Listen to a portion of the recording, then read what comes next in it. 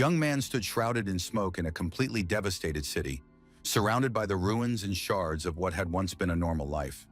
There was absolutely no sign of anyone else around. Suddenly, amid the dust and smoke, he saw two glowing lights. Perhaps they were someone's eyes. Could there finally be at least one living soul? And soon it became clear that this was no ordinary person. Someone very strong, physically imposing, calling out to the young man to come to him. This man, with a demonic gaze, said he would wait for the boy at the edge of the abyss. The boy woke up in his bed, drenched in sweat. Had he really had that terrible dream again? The boy rolled onto his side, hoping to sleep a little longer, when he heard his parents shouting that it was time to get up. They were running late, and even as he washed his face in front of the mirror, the boy felt as if he knew the man from his dream. At any rate, there was something familiar about him. Just then, his father came out of the shower, putting aside all that nonsense to focus on the usual daily chores. The man ruffled his son's hair affectionately because Sora had overslept and might now be late. But the boy felt that his dad treated him like a child.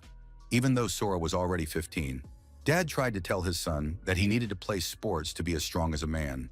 But if they weren't crammed into a tiny apartment, they wouldn't have to share a single shower. His father promised that when he got rich, Sora and his older brother Ricky would have their own rooms. Although he'd been making those promises for years.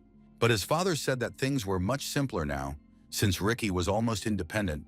He had already joined the army and had been serving there for 3 years. Sora was also planning to join the army, but he wasn't ready yet to say goodbye to home life with his loving family and his slightly unreliable father, who often joked and laughed. And although Mom was very strict, unlike Dad, she was still loving. And in fact, it was a wonderful family where everyone was happy. He wished those days would never end, but unexpectedly, as everything in life happens, an earthquake struck, and all the family members felt it immediately. Sora had always known that peaceful life would end sooner or later, but he couldn't have imagined that it would happen so quickly and so drastically. The boy looked out the window in amazement, staring at the enormous tower that had appeared right in the middle of the city after the earthquake. Soon he spotted military fighter jets near the tower. No one yet realized that these towers would so drastically alter the course of human history. But Sora was certain that these towers were connected to his dreams, and now it seemed that his dreams had become reality. His parents contacted their eldest son. Ricky tried to reassure them, saying that he had to follow the orders of the self-defense forces and would return home afterward. And although Ricky promised to check in soon, judging by his weak voice, it became clear to everyone that the situation was very dire. The family spent all their time in front of the TV. The news report said that people were in no danger and should stay home while the military resolved the situation. Mom was very worried and scared. She said there were already 20 towers all over the world. With each passing day, the news became more and more frightening, and this continued until the news channels and television stopped broadcasting altogether. After that, information was only broadcast on the radio. And then one day it announced that all residents needed to evacuate to a shelter. The family quickly gathered all the necessary items, and Mom left a note for her brother, writing that they had gone to the shelter. As they made their way through the city streets, people could see that the situation was very serious. The military vehicles and equipment gave no indication that things would get any better soon. The soldiers' faces offered no comfort. It seemed these men understood just how dire the situation was, and their equipment was scratched by the claws of unidentifiable animals or monsters. A nauseating stench of decay emanated from inside the vehicles, and now even Sora's father was alarmed, not understanding what was happening. A temporary shelter had been set up in the nearby gym, and many refugees from all over the district had gathered there. But the people were frightened, barely speaking to one another. It seemed as though everyone was simply waiting for death. At the same time, there were still some unscrupulous individuals who enjoyed bullying the weaker ones. Just then, one of these bullies attacked a young boy who was about to eat a roll. The bully claimed the boy had stolen his roll, and then, despite the child's protests, the boy struck him hard in the chest. Many people saw what was happening, but no one was going to intervene. People were too preoccupied with their own thoughts and paid no attention to the bullying taking place right next to them. The bully leaned over the boy and said that he wasn't full from his own roll and would therefore take the boy's ration. The poor child, of course, couldn't fight back against an adult bully. He gave up his bread and was now crying bitterly from hunger and injustice. Sora's father grabbed the bully by the shoulder and asked why he was doing this. After all, they were all in a difficult situation, so why act like a jerk on top of that? The man demanded that the bully return the bread to the child, but the bully told the old man to mind his own business and shut his mouth. But before the bully could strike, the man knocked him out with a swift kick, and now the bully lay on the floor with a contorted face. The man picked up the loaf and returned it to the crying child, who was so surprised he couldn't believe that justice had prevailed. The bully got up and promised that he would definitely take revenge on this old man, but it was clear that the man couldn't have acted any other way in this situation. The bully looked very angry and vindictive, because he had just been humiliated in front of everyone, and he was planning to take revenge. It was Eiji Kagawa.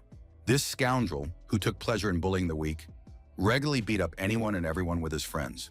Moreover, Sora himself was a frequent victim of his bullying, and unfortunately, the boy couldn't do anything against Eiji and his friends. At that moment, a soldier ran into the gym. He announced that everyone had to leave the shelter immediately through the back door and get into one of the trucks. Many wanted to know the reason, but the soldier said he couldn't disclose confidential information. However, it had to be done immediately. The man in the suit was very angry. They had been kept in the shelter for several days, and now they couldn't explain anything, only ordering them to flee.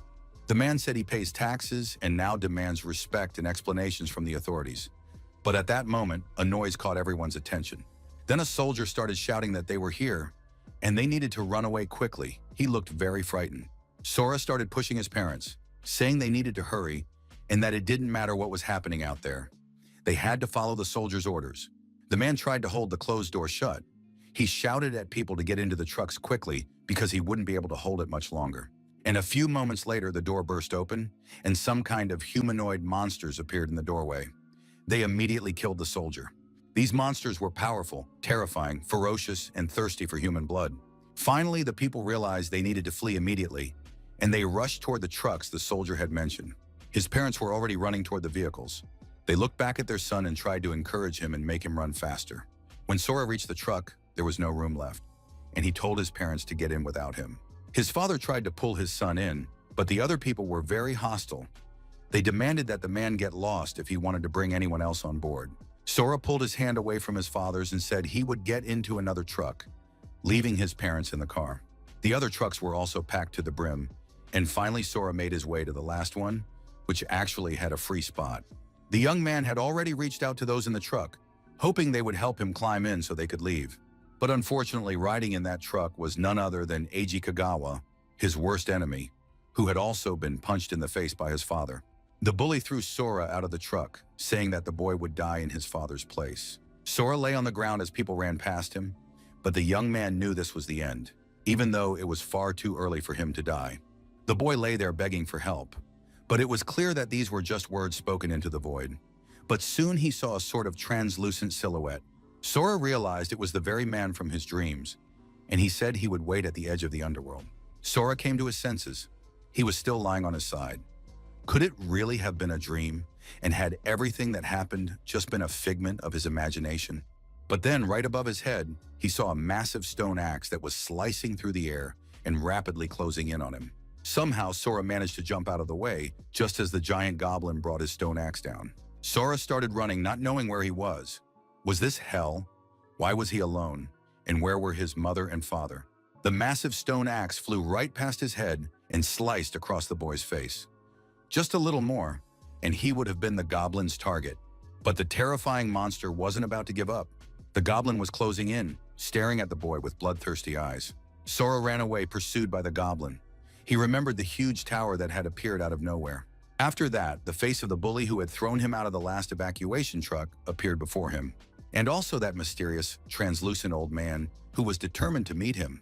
All of this flashed through the boy's mind, and he literally snapped. Grabbing a rock, Sora lunged at the monster. The goblin hadn't expected such a sudden attack. Sora had pierced its chest with the sharp rock and now stood towering over the monster's dead body. Sora began to examine his first victim. This monster looked like a character from a video game, and on its chest was the number 1, though it was unclear what it meant.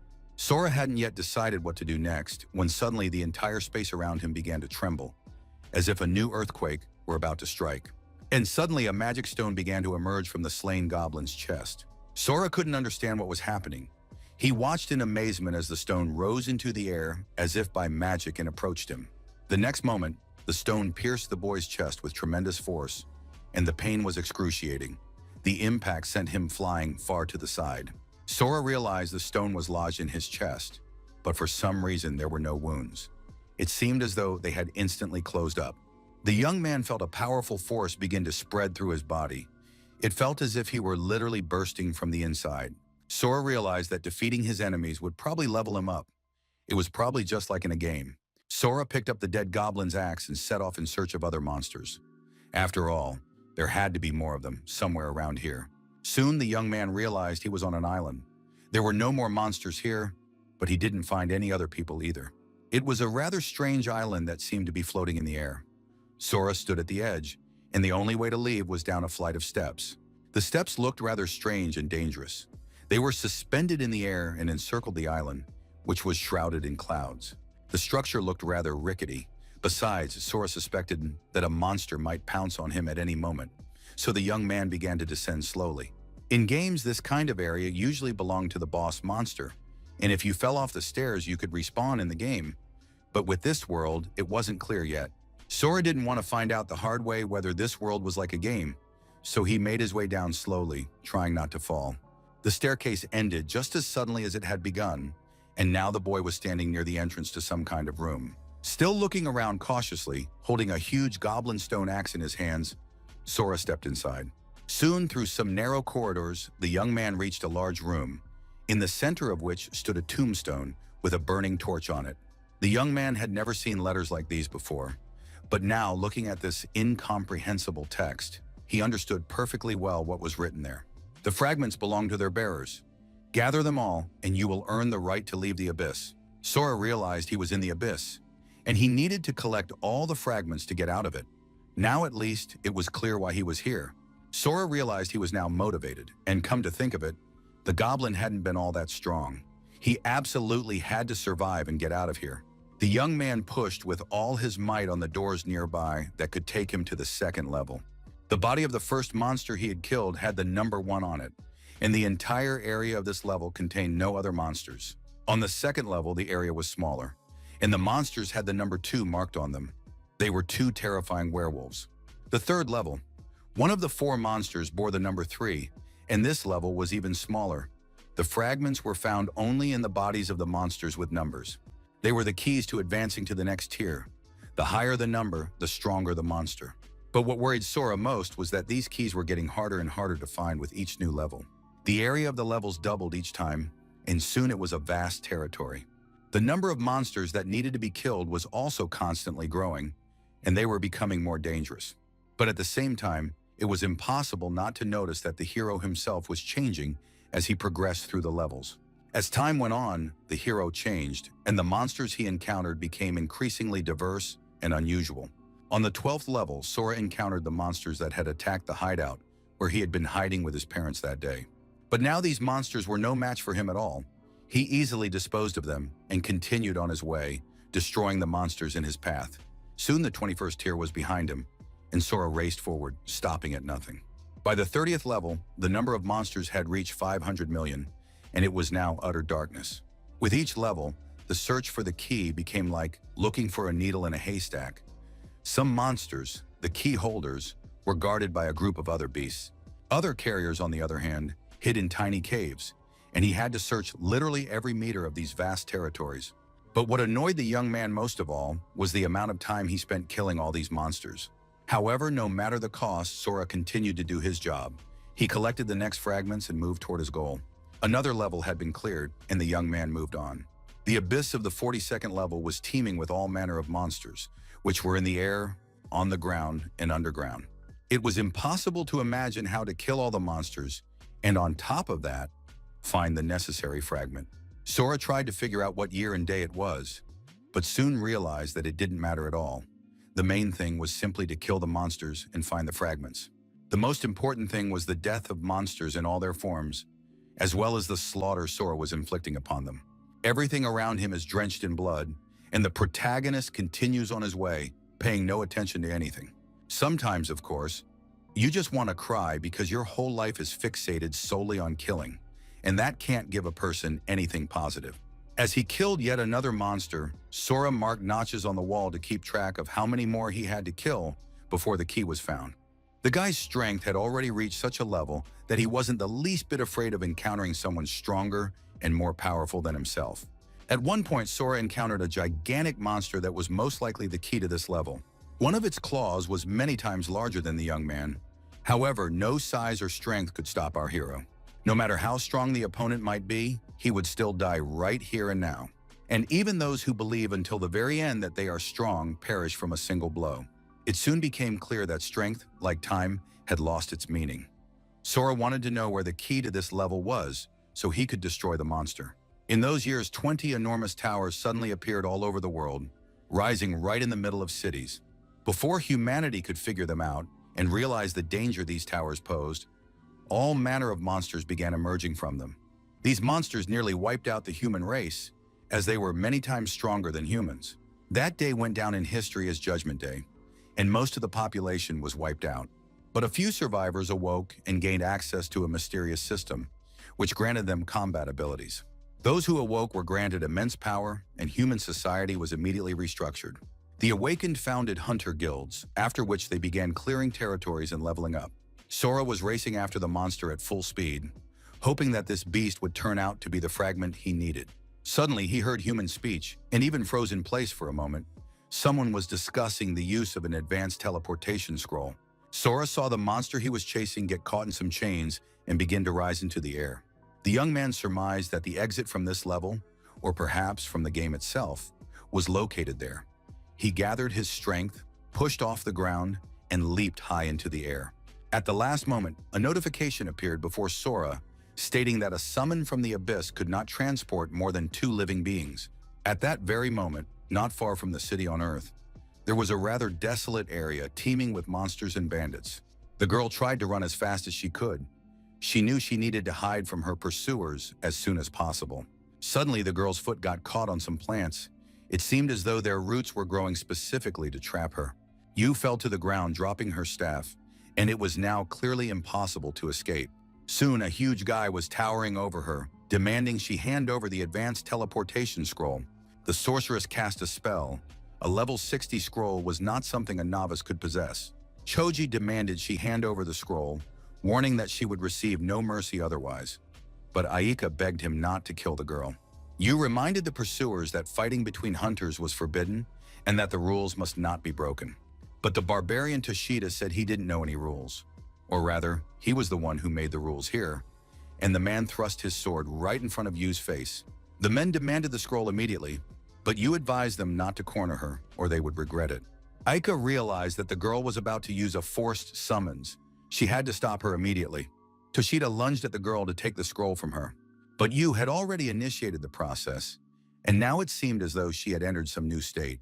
Soon, a teleportation circle appeared in the clearing, and everyone present realized that things were looking bad. Yu was determined. If she was going to die anyway, she would take them all down with her. The forced summoning was calling forth an advanced monster, and everyone knew that no one would be able to control it. They had to stop the girl immediately and interrupt the summoning process, but changes were already taking place around them. Yu completed the summoning and unleashed some kind of force upon everyone present, one that was meant to knock them out. Swordsmen, mages, and barbarians felt the overwhelming power and realized they were in for a rough time once the monster finished teleporting. A powerful beam of white light descended from the sky right into the middle of the clearing, scattering rocks and dirt all around. When the smoke and dust finally cleared, everyone saw an ordinary third-level Cerberus. This tiny dog clearly didn't match the description. Absolutely everyone was very surprised. Could this really be a Cerberus? How could she have summoned it? The guys immediately started laughing at Yu again for summoning such a weak beast, and now it was clear that it would be absolutely unable to protect her. But then someone's hand appeared right in front of the girl's face, and everything around them was splattered with blood. Some mysterious man had torn the Cerberus in two with his bare hands, and was now looking at everyone with a surprised expression. The boys and girls were seeing such a powerful humanoid monster for the first time. He had emerged through a summoning and was very frightening. Sora, and it was of course him, looked around and realized he'd managed to escape. Nothing else mattered to him anymore. The young man raised his hands in the air and began shouting loudly, rejoicing that he had finally managed to escape from the abyss. People watched the monster with alarm. His laughter alone sent shivers down their spines, and everyone felt an intense sense of pressure. Sora finally stopped laughing and rejoicing and began to look around at the people around him with interest. He approached Aika, who was too surprised to even breathe, and asked if they were on Earth. Upon receiving an affirmative answer, Sora started having fun again. He assumed these guys were cosplayers just having a good time. But the guys from the Tiger Roar Guild told the stranger not to dare underestimate them. After that, they all simultaneously attacked the humanoid monster, which didn't even flinch, and in the process, all the swords in the guy's hands shattered. Toshida was very surprised. He assumed that this guy was a monster. Sora finally realized that he wasn't exactly welcome here. He grabbed the man by the throat and began to squeeze. After that, Sora lifted the hulking man above him with one hand and demanded he show his number. Toshida had no idea what number he was talking about. The man could barely breathe because his throat was being squeezed so tightly. Sora had no intention of killing the guy. He threw him to the ground, but Toshida wet himself in shock right in front of his friends. Sora glanced at the group once more and demanded that they get out of there right this minute. He didn't have to beg or repeat himself. And in a flash, the daredevils from the Tiger Roar Guild were already running for their lives. Of course, they were determined to remember their tormentor and take revenge on him in the future. They were terrified when they saw his scars and sensed his power. You didn't understand who this guy was. He was hardly a monster summoned by a scroll from the abyss, but there was no other explanation. At that moment, Sora interrupted her thoughts and asked how many years had passed since the towers appeared. It turned out that 5 years had already passed, and now Sora wanted to know about the scroll, why the girl was dressed so strangely, and basically everything that had happened during his absence. When the girl finished her story, Sora realized that the world had changed drastically over the years he had spent in the abyss. Since then, there had been about 7 major monster invasions, and Sora's hometown had been practically destroyed. You explained that strong people had been sent there to kill the monsters, and perhaps normal life would continue there. Sora was deep in thought. He listened carefully to the girl and asked how he could get to his hometown. When the young man disappeared in the right direction, Yu was very surprised. She decided to tell her sister about this mysterious man. At that very moment, the guys from the Tiger Roar Guild were returning to their lair. They were supporting their boss on either side because he could barely move. Suddenly, a man, or perhaps a monster, in a cloak landed before them, radiating dark energy. This stranger addressed the men and said he could sense his presence. The members of the Tiger Roar Guild had exactly 3 seconds to tell him where he was. Everyone stood there stunned, not knowing how to react to what was happening. Was the same thing happening to them all over again?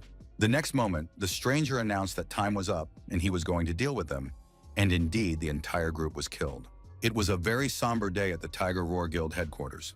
The girl reported that contact with Mr. Toshida's group had been lost, and the location of Yu and the scroll was completely unknown. However, the boss considered this utter nonsense and believed it couldn't be true, since the guys who had gone on the mission couldn't possibly have failed to handle the summoner Yu. She was too weak for them. The girl reported that their signals had stopped coming in all at once, which meant they had all been killed in a single strike. Rich Mukai demanded to find out who did it and under what circumstances. Furthermore, it was essential to capture the summoner Yu so she could explain what had actually happened there. Rich Mukai was furious. He said he would kill anyone who dared to lay a hand on his people. At that moment, the man saw a stranger fly past his window, leaving behind a repulsive stench of blood. The stranger headed toward the Fallen Zone, which was teeming with all kinds of monsters. This time, the invasion was on a completely different level. Major forces intervened to counter it, and the tower, which had been dormant for the past 5 years, finally sprang into action. And at that very moment, one of the most important groups went missing.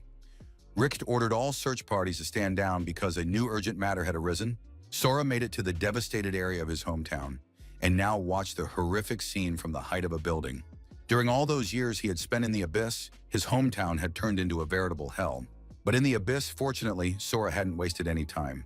He had constantly fought monsters and had become very strong. Gradually, all his feelings and emotions had grown coarse. The young man had lost many of the human qualities that made him weak. One could say with absolute certainty that Sora had now become a monster who fed on his own cruelty, destroying other monsters in his path.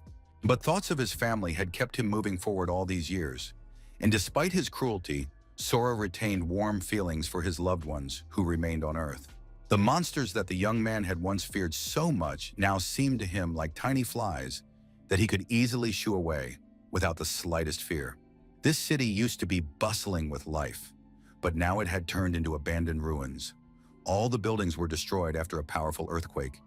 Yet at the same time, Sora found no signs that monsters had killed people here. After the evacuation order was issued, no one had shown up at this house. This could be either a good or a bad sign. Sora made his way to his apartment and went inside. The young man knew he wouldn't find anyone there, but he couldn't help but come anyway, for this place was full of memories. Looking around and spotting some of his belongings from his past life, Sora noticed a sheet of paper lying on the table. It was a letter from his dad. "Dear Sora, everyone says you're dead, but your mom and I refuse to believe it. We took your things and arranged them in your room just as they used to be. We believe you'll come back and find us." Sora realized that his parents had risked their lives to come to the apartment and leave a letter for him here. They had also hung his favorite clothes in the closet so he could put them on whenever he returned. In the dresser lay a map to shelter number 6, where the boy's parents had gone. As soon as he read the letter, he had to find them. In the dresser, next to the map, there was also a family photo. His parents hoped that their lost son, Sora, would one day return to them. Sora took out a knife. He thought about how strong he had become. The young man put on one of the suits and used the knife to cut his hair short. He now wanted to end this apocalypse and reclaim the days he had lost. With a new haircut and a comfortable suit, Sora was ready to set out in search of shelter number 6. He had to head east, at least that's what the map said.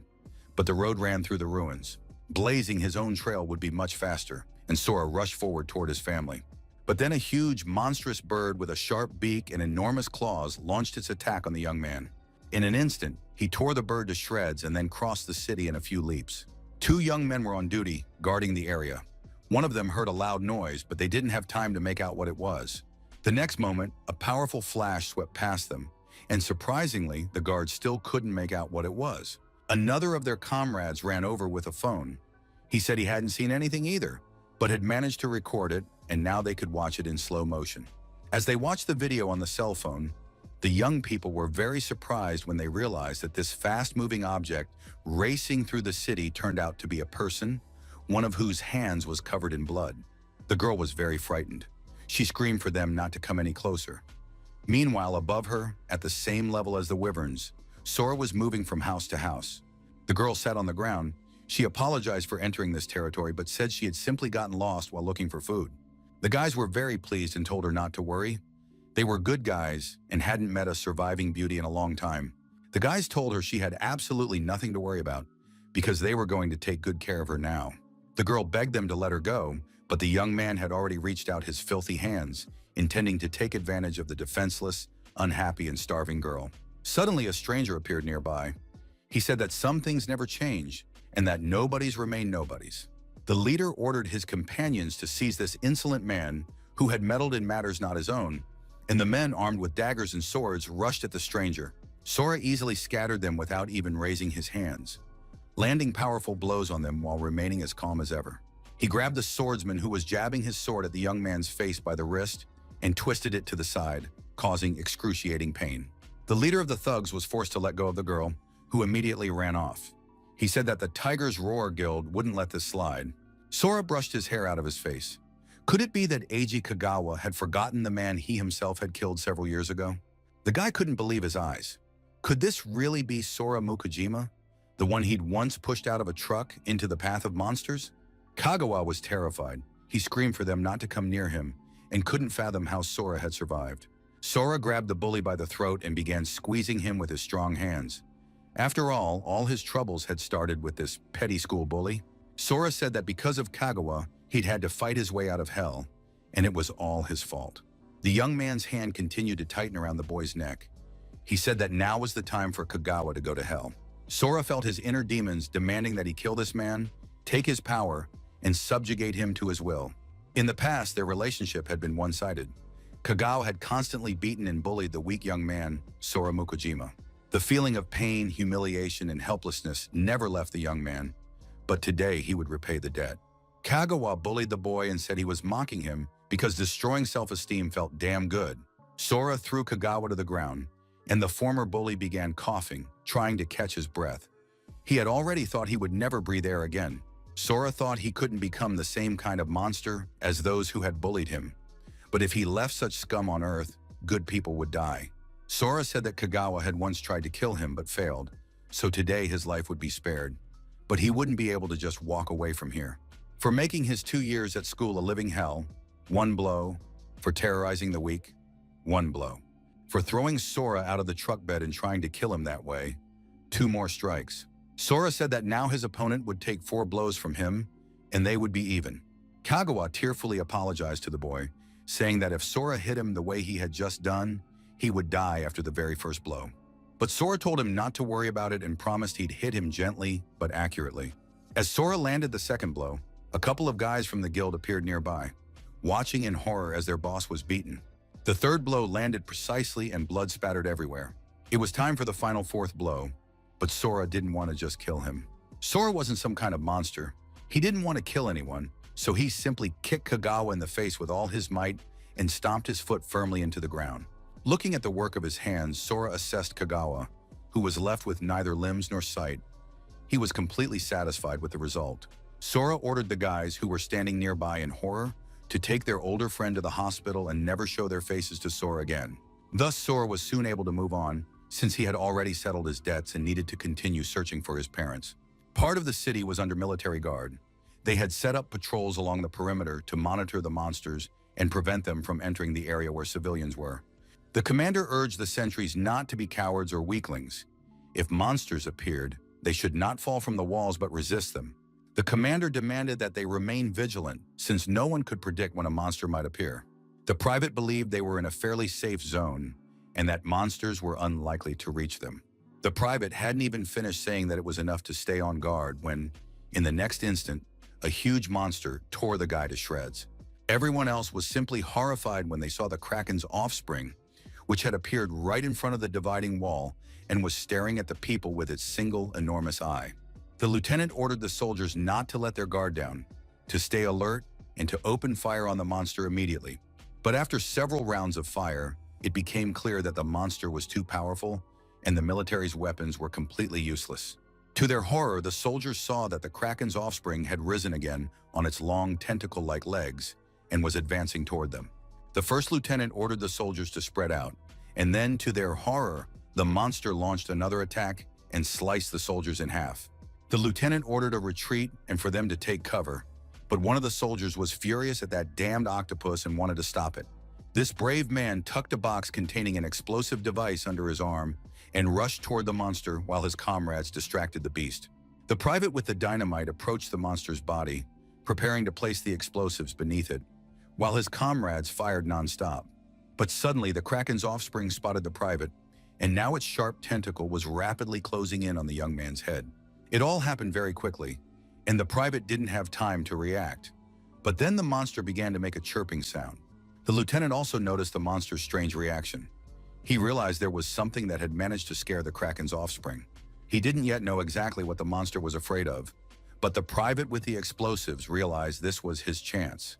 He lit the fuse and placed it under the monster. A powerful explosion rang out, engulfing everything around in flames.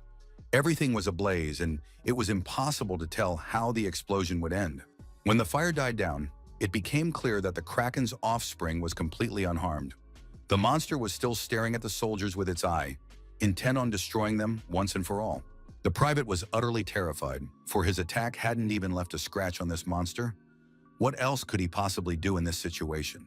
Just then, the monster once again directed its tentacle at the unfortunate young man, who was simply staring at his killer. But then, a man suddenly appeared right on the monster's body. He landed directly on its eye and began tearing the monster apart with his hands.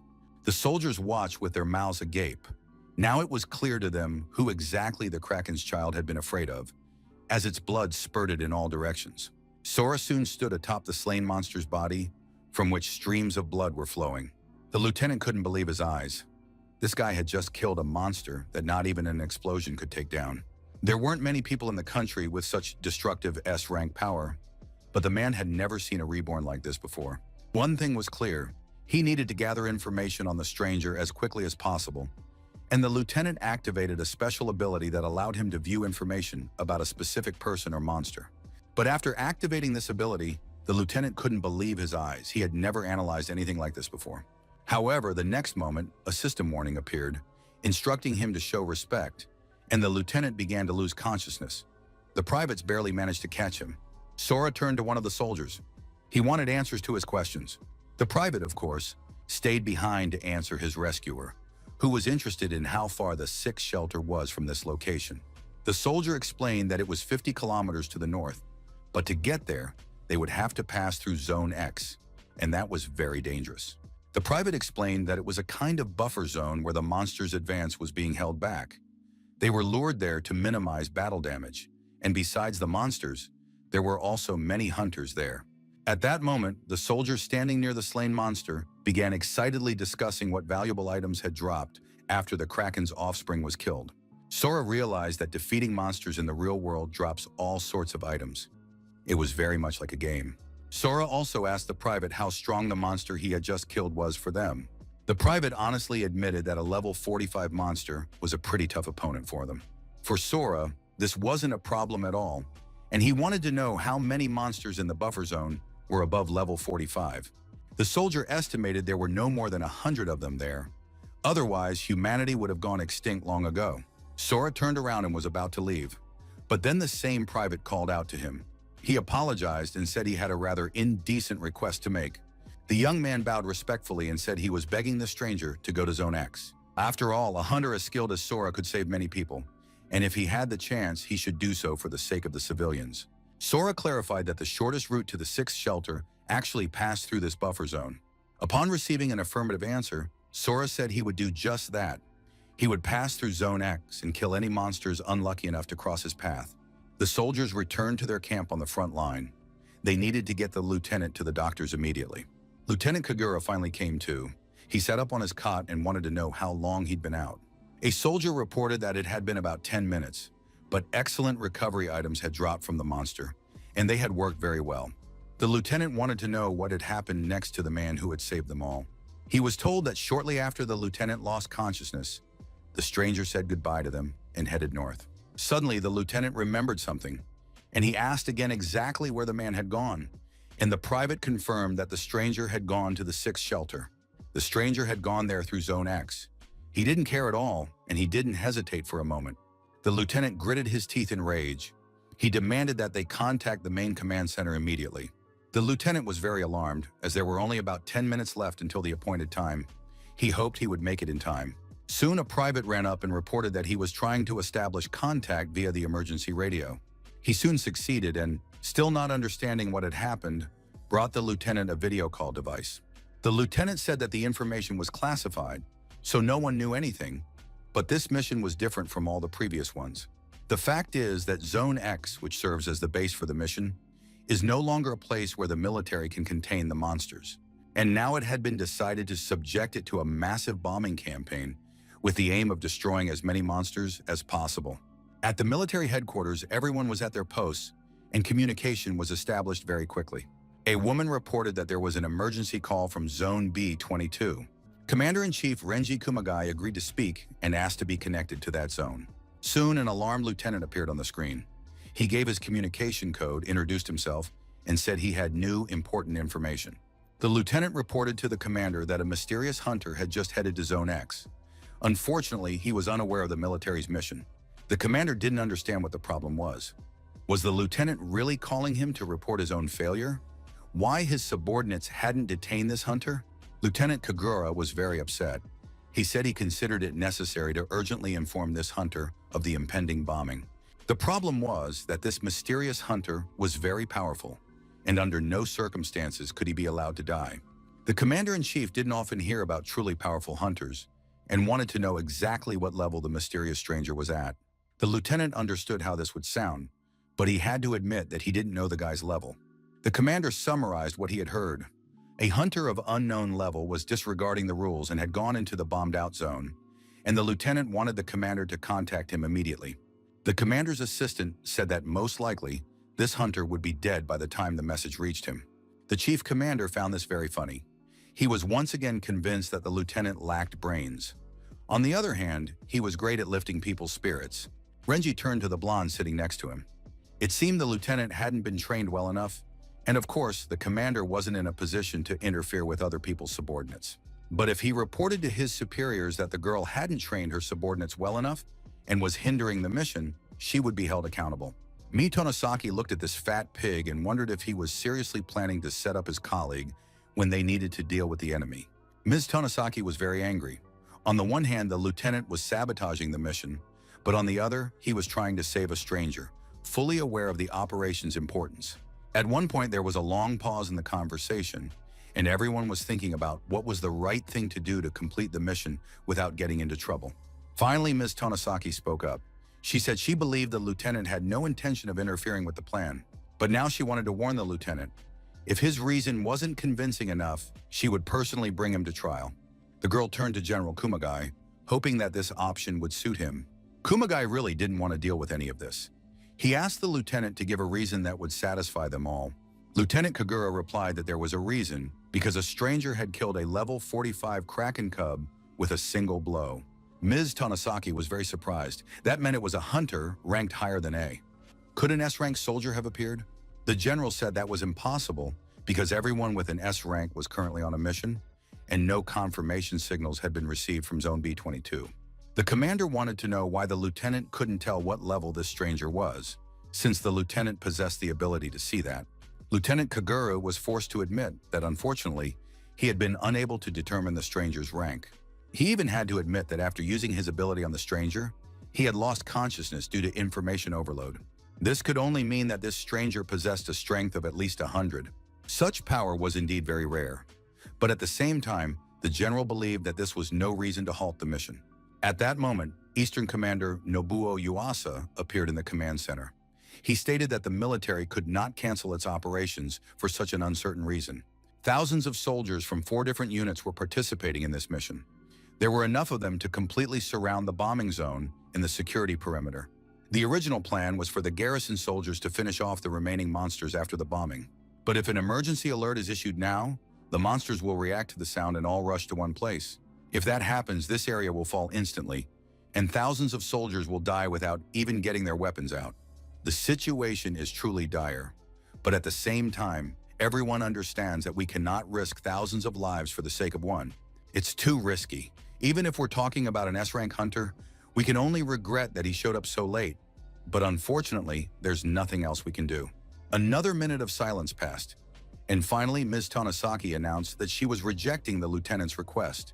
They couldn't expend the efforts of so many people just to save one. The decision was final and not open to further discussion. After that, the meeting ended. And although everyone, including the lieutenant, understood that he had done everything possible, the result was not what they had hoped for, and it is the final result that matters. The private noticed the car keys on the lieutenant's belt, and a brilliant idea popped into his head. The young man unfastened the keys from the belt and rushed toward the car, even though the commander was shouting at him to come back, since the bombing was about to begin. But the soldier believed there was still time. 6 minutes remained before the start, and he absolutely had to warn them. The lieutenant was furious. He demanded that the soldier return. Did the private really want to be court-martialed? The other soldiers waited for the commander's order, as they could have rushed after their comrade to bring him back. But the lieutenant didn't do that. He said that the private had made the decision himself and was fully aware of what he was getting into. Meanwhile, the soldier was speeding through the city streets in a car. He had to make it in time to warn the stranger. When the private sped off in the car, he did not yet know exactly whom he was about to save at that moment. After all, no one alive could have imagined that this young man would turn out to be the hope of all humanity. Soon the soldier realized that he couldn't find any trace of the stranger. Time was running out, and he had no idea where to go next. The soldier was taking the shortest route. Time was running out, and the stranger was nowhere to be seen. The soldier realized if he couldn't find this guy, it meant he was moving faster than the car. Soon the young man reached Zone 10. He could turn on the loudspeaker, and then the stranger would surely hear him. But at the same time, it was a terrible idea because the monsters would also hear the man and react to his voice. But the decision had been made. The soldier, sitting in the car on the wrecked street, picked up the loudspeaker and began sending out warning signals.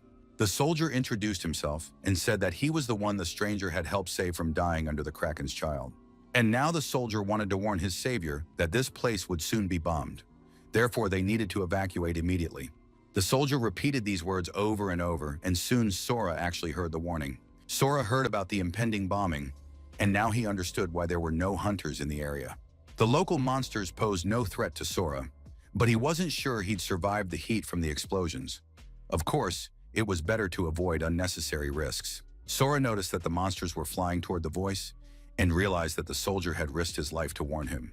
The soldier in the car didn't yet know if the stranger had heard him. He looked out the window anxiously, and Sora decided he couldn't let this kind soldier die. The private in the car saw the monsters approaching him. He had indeed drawn their attention. He had to leave immediately, especially since there was only 1 minute left before the bombing began. On the other hand, the soldier couldn't leave because the stranger was still in the area. And then luckily someone knocked on the window, and it wasn't a monster or a beast. The private was simply happy to see the stranger alive and unharmed, who wanted to know why this area was going to be bombed. But unfortunately, there was no time to answer, because time was up, and the air operation to bomb Zone X began. A huge number of missiles and shells were dropped from a multitude of planes. They fell on the hordes of monsters and exploded, tearing them to pieces. Soon everything around was ablaze. Sora lifted some rocks in front of him to use them to hide himself, the vehicle, and the soldier. Soon the bombing of the zone was complete, and this was immediately reported to the general. He ordered drones to be deployed to determine how many monsters had been killed and where the survivors were heading. After a while, the drones reported that no signs of life had been detected, and the general wanted to know where all the monsters had gone. The girl said that the monsters were still in the bombed area. They hadn't gone anywhere. On the contrary, they were completely unharmed, despite being in the center of the bombing. The military couldn't believe it and demanded to see the drone footage. It was impossible to imagine that anyone had survived such a massive attack. The drone footage showed that protective dome-shaped shields had been deployed over all the monsters, and the attack turned out to be completely pointless.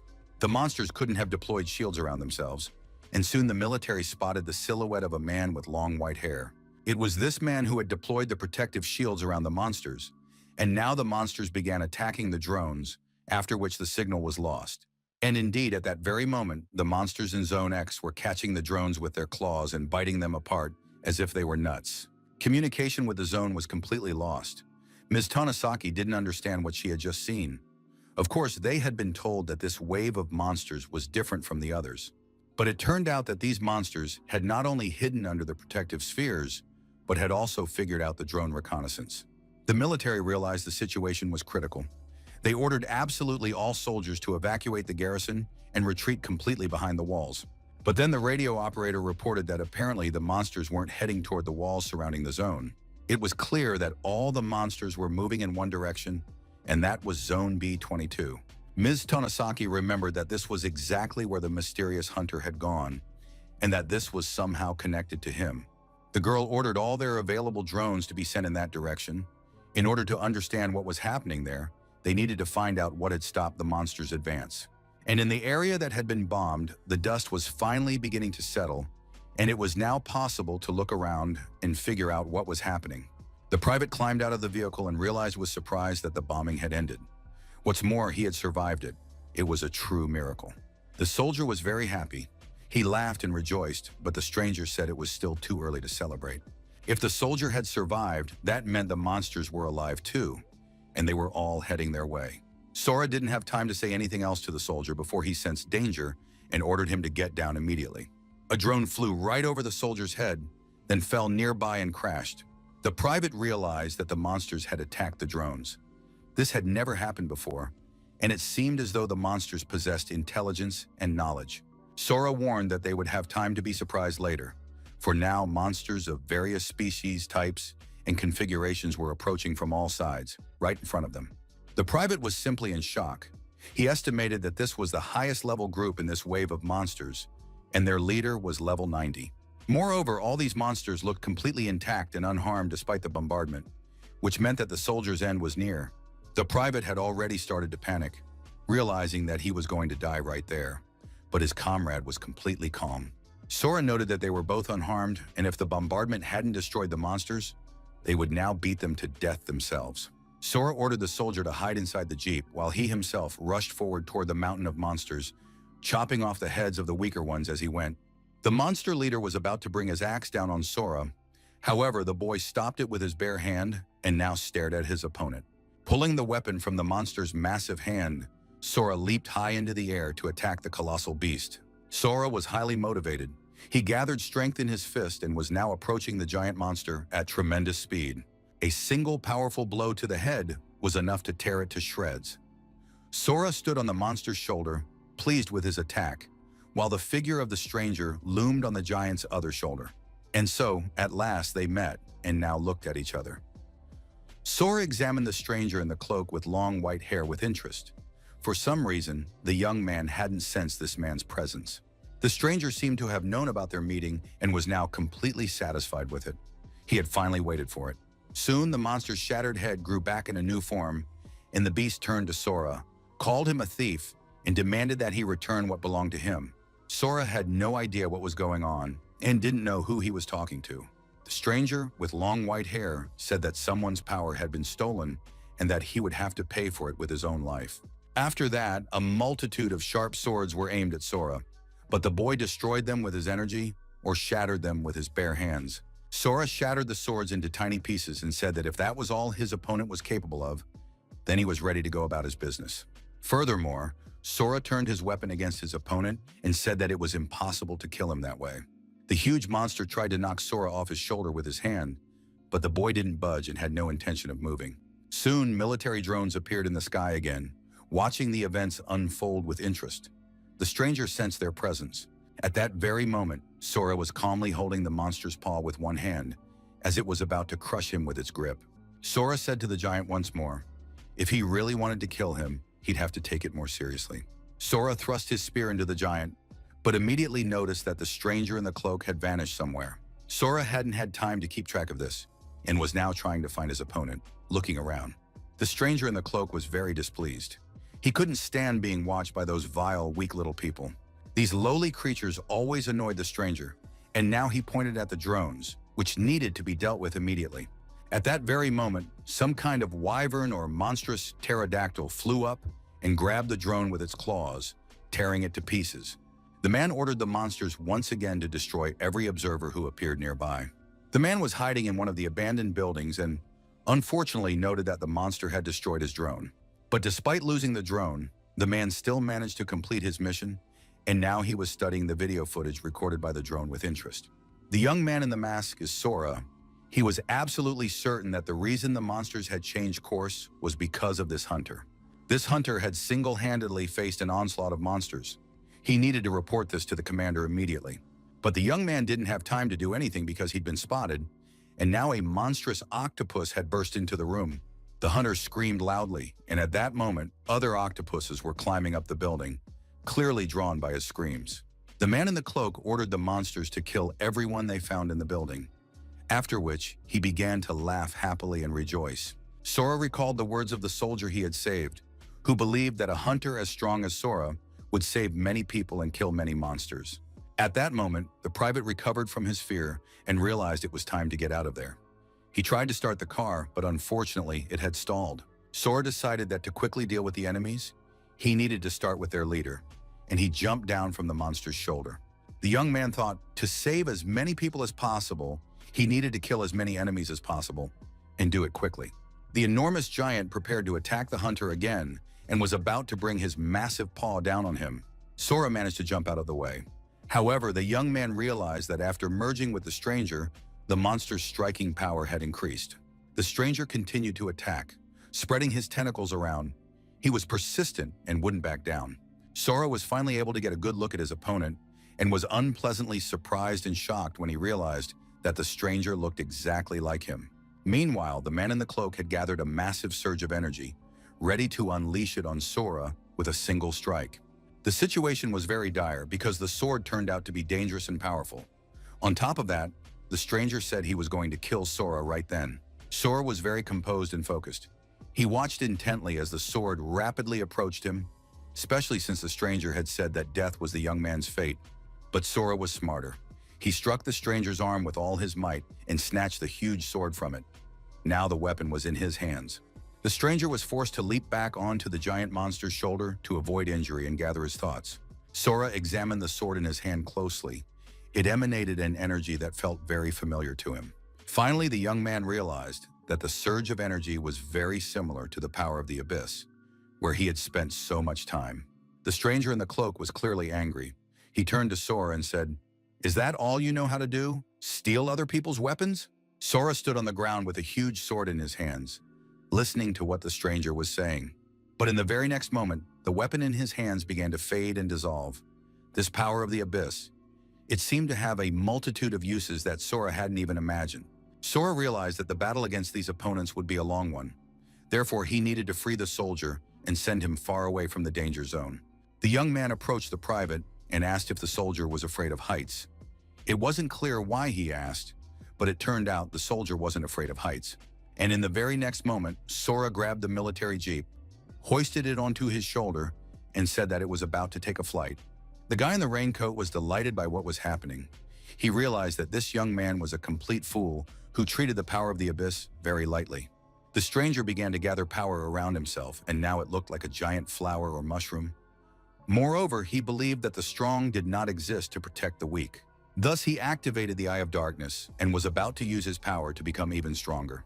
After that, a powerful attack was unleashed on Sora so that he would die, along with the soldier he was trying to save. Sora realized that his opponent was very fast, and even if he ran now, the enemy would surely catch up to him, so he had to do something else. Sora left the car on the ground and charged head-on, intending to simply destroy that Eye of Darkness. The protagonist was completely focused.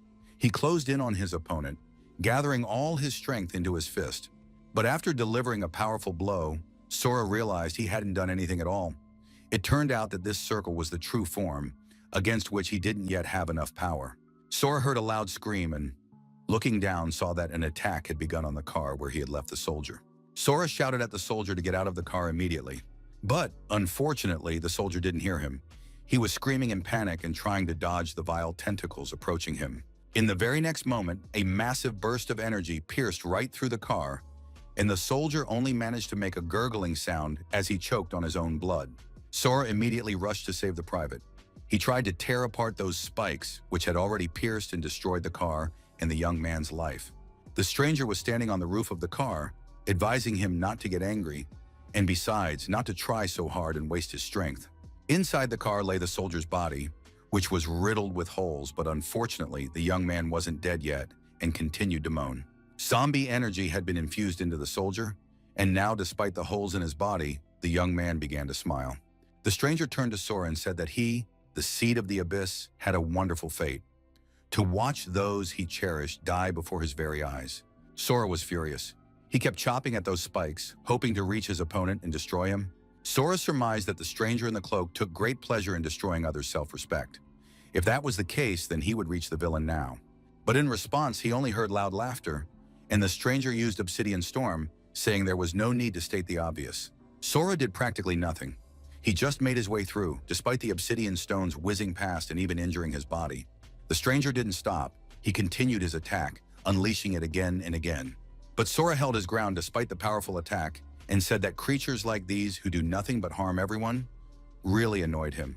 In the end, the young man managed to cut through those pins, and the vehicle crashed from the height to the ground, dragging everyone standing on it with it. Sora managed to jump up and catch the soldier's body in his arms, and together they landed on the ground in the arms of the man who, in turn, had wanted to save him from the bombing. The only thing was that soldier had died a long time ago, and now an ordinary necromancer lived inside his body. Sora shoved the soldier's body into the car and apologized to him for dragging him into this battle and failing to help him leave the dangerous area in time. The protagonist sensed that his opponent was standing behind him, ready to attack from behind. Sora twisted out of the way himself and lunged at the stranger in the cloak before he could do anything. But the stranger stepped back and said that all these actions were completely useless, and that the newcomer, even with the power of the abyss, couldn't do anything to him. He was about to say that no one would ever be able to defeat him when a powerful punch to the jaw cut him off. Sora had no idea that he couldn't defeat his opponent, so he just beat him up and threw the stranger's body to the ground with all his might. The stranger couldn't believe what was happening. It was impossible. How could this kid have hit him? But Sora, unlike the stranger, knew that people don't stand still. They are capable of growing in their skills and abilities. The stranger soon realized that things were looking bad for him, because this man had learned to control the power of the abyss by watching his actions. And before the villain could even see where Sora had gone, the man was already behind him, preparing to attack. The stranger was forced to dash away immediately, just to save himself. He was ready to admit that his rival had turned out to be a tougher opponent than he had thought. Sora realized that now they would be playing a game of tag. He acknowledged that the stranger could easily outrun him. He had the strength for it. But he certainly wouldn't be able to escape his attack, and a powerful blow split the giant monster in two. The enemy managed to activate his dark technique again, and Sora decided he needed to strike at the core of its true body. Of course, he had to remember that it would be good to know where that core was. But on the other hand, his opponent would then be crushed once and for all. Sora was forced to strain himself greatly, but his power was enough to split the giant monster into pieces, preventing it from regenerating. He burned through the monster's body, and everything around him was engulfed in flames. Having dealt with the giant, Sora looked at the man in the cloak and said that now it was his time to die. But the stranger had no intention of dying. However, he understood that he would lose the battle. He said he would remember this, and that they would definitely meet again. After that, the stranger activated Unity of Shadows, and all the monsters present gave him their energy, which gathered into a single sphere. Sora used his powers to withstand the onslaught of this powerful energy, which was now converging in a single direction and sweeping away everything in its path. And when this hurricane of energy ended, the space around them was soon practically empty, and the monsters had vanished somewhere along with their leader. Sora was surprised that the stranger had used such a cool technique just to escape from here. All his clothes were torn and ruined. At least the photo of his parents had survived in his pocket, and now he could move on. Sora walked over to the car and looked at the body of the fallen soldier. This soldier probably had a family waiting for him at home too. Sora tore the dog tag from his neck so he could later inform his relatives of his death and burial site. Sora realized that his battle with the guy who used shadows was far from over. He had just absorbed so many shadows that he could attack at any moment. The stranger smiled and believed that the seed of the abyss had a wonderful fate: to watch everyone Sora cared about die before his very eyes.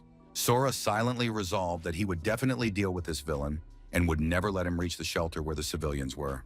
Sora decided he needed to rush to the shelter as quickly as possible to protect his loved ones there. At that moment, military drones reappeared in the sky, flying over the area and surveying it. Captain Tanasaki ordered the drone operators to thoroughly inspect the area and make sure that not even a mouse could slip past them. The rest were to move through the zone, examining every inch and remain on high alert. One of the drone operators looked at the monitor and couldn't believe his eyes. He wanted to report what was happening to the captain immediately, but by that time, Ms. Tanasaki had already climbed up the hill herself and saw that absolutely all the monsters had been defeated. She immediately ordered the drone operators to check all the recordings and report back if any information was found. The girl looked around and saw clear signs of the battle that had taken place here. Apparently, that powerful hunter, Lieutenant Kagura, had not only withstood the bombardment, but had also destroyed all these monsters. At that moment, one of the operators called the captain over because he wanted to show her something. It turned out they had found a drone whose memory card was intact, which meant they could view the footage it had managed to capture. The captain began reviewing the footage, and the more she watched, the more astonishing the videos became. Soon the captain recognized Private Masura, who had gone into the bombing zone, and next to him, apparently, was the hunter the soldier had tried to save. At that moment, one of the privates standing guard noticed a strange glow coming from beneath one of the rubble piles. Soon, some peculiar items appeared there: an energy potion that increased the user's strength, an ancient royal dagger, and a few other objects. His comrade also noticed the strange color and asked what had been found there. But the soldier replied that he didn't have anything interesting, even though he was clutching some sort of chest-like object in his hands. But his comrade had already jumped down. He immediately realized that these had dropped from the swarm boss, apparently some rare items. And the soldier said that taking items obtained by the squad for oneself was a crime, and of course, the soldier knew what to do in this situation. The private thought for a moment, then asked his comrade how they would divide it among themselves. The more brazen soldier said he didn't need anything except the box, but the guy who found the items didn't want to give up the box. He knew that legendary items are usually found in boxes like that. At that moment, his comrade leaned in closer and said there was no need to hesitate or think about it, because the private had no choice at all. Using his authority to intimidate the poor soldier, the guy took the chest and was very pleased, because he had finally obtained the golem's relic. Some more time passed, and finally, Sora was on the outskirts of shelter number 6. It began behind a huge, thick wall, and people and even cars were already visible near it. Military guards stood on the walls, and they were also at the entrances and exits to the compound, checking cars and civilians. But the situation was calm. It seemed the Shadow Master hadn't reached them yet. Sora descended to the ground and now walked through the streets. His appearance drew the attention of people who were struck by the number of scars on his body. Sora walked, constantly assessing the situation. He didn't sense the Shadow Lord's presence nearby, nor did he feel the presence of anyone powerful. And if there were no powerful people here, this place would be destroyed. Suddenly, a monk appeared right in front of him, literally blocking his path. This monk was either blind or his eyes were simply covered with a thick bandage. He said that Sora had very thick blood and asked if the boy had come from outside. For some reason, the monk started laughing when he heard the affirmative answer and said that it made him very happy. After that, he took out his wallet and pulled out some money, saying he had no ill intentions, but simply wanted to buy information about the outside world. The monk pulled out a wad of cash, rolled it up, and handed it to the young man, saying he needed information. It meant a lot to him. Sora looked at the money and realized it was local currency. He immediately decided to tell him everything he knew. The monk was satisfied, but before taking the money, Sora wanted to clarify one thing. As soon as they started talking, the monk, for some reason, addressed him as "Your Grace," and then the monk replied that dressing that way was simply his hobby. Just like covering his eyes, the man began to take off his mask, still laughing. The monk said he had recently caught some kind of eye infection and was now taking care of his eyes. And only when he got close to him and looked into those eyes did Sora sense a frightening light. This guy must have a reason to hide his power. It seemed a wolf in sheep's clothing was hiding in this refuge. Sora stopped asking questions. Instead, he asked what exactly the monk wanted to know about the outside world. The monk was very pleased that he could now ask questions. He wanted to know what was happening outside. Sora replied that armed soldiers were stationed on the walls. It seemed they were preparing for battle. The monk was certain that ordinary people hadn't noticed anything, but he had definitely heard the explosions. And the monk asked to be told everything related to these explosions. Sora started laughing and said that he had gone outside on an errand when he heard one explosion, but he wasn't sure of anything himself. He was so scared that he dropped the letter and had to leave his t-shirt behind as a marker. The monk realized that his companion was also hiding his power, which meant he had his own reason for doing so. After that, the monk thanked the young man for the information and paid him the agreed-upon sum. They said their goodbyes, but Sora was surprised. He noticed that the monk had walked off alone in an unknown direction, blindfolded. Sora now looked around with great interest. He wanted to know how many fighters of the same level as the monk were here, but he couldn't sense them. Sora walked through the city streets still half naked, but no one accosted him, and the young man wondered why the military allowed someone as suspicious as him to move freely through the streets. Perhaps people were now kinder and more tolerant toward one another because they had a common external enemy, and they weren't wasting their energy on mutual hatred. Once he reached the center of the shelter, Sora went into the nearest store. The money he'd received from the monk was enough to buy some new clothes. Now he could set out in peace to search for his parents. It was already getting dark, and the young man walked through the streets. Sora decided to start his search using the old-fashioned method. He took out a photograph showing his entire family. The young man approached a girl walking through the city streets. He pointed to the photo and asked if she knew these people. The girl only glanced briefly at the photo, but her face betrayed horror and fear. She said, "I don't know," and immediately walked away. Sora noticed the stranger's strange reaction. It seemed as though the girl had seen a ghost. At that moment, his attention was drawn to a young man walking down the street with his hands in his pockets, arguing with passers-by. Soon, the stranger approached Sora and wanted to know what this guy was doing there. The thing was, Sora didn't look like a local, which meant he had to explain himself and introduce himself. In the middle of the night, some stranger is questioning people using a photograph. Is this some kind of primitive communal system or the last century? Sora turned the photograph toward the young man and asked if he knew the two people in it. The young man immediately broke out in a sweat, and his face looked alarmed. He wanted to know where the stranger had gotten the photo and what business he had with them. Sora decided not to lie or make excuses. He said he was the son and pointed to himself as the little boy in the photo. The young man decided that this stranger was mocking him, but now he would show him what it meant to laugh at the locals. The stranger was just about to use his strength against Sora, but then a huge truck swerved onto the road, and it turned out the guys were standing right in its path. Sora didn't even budge.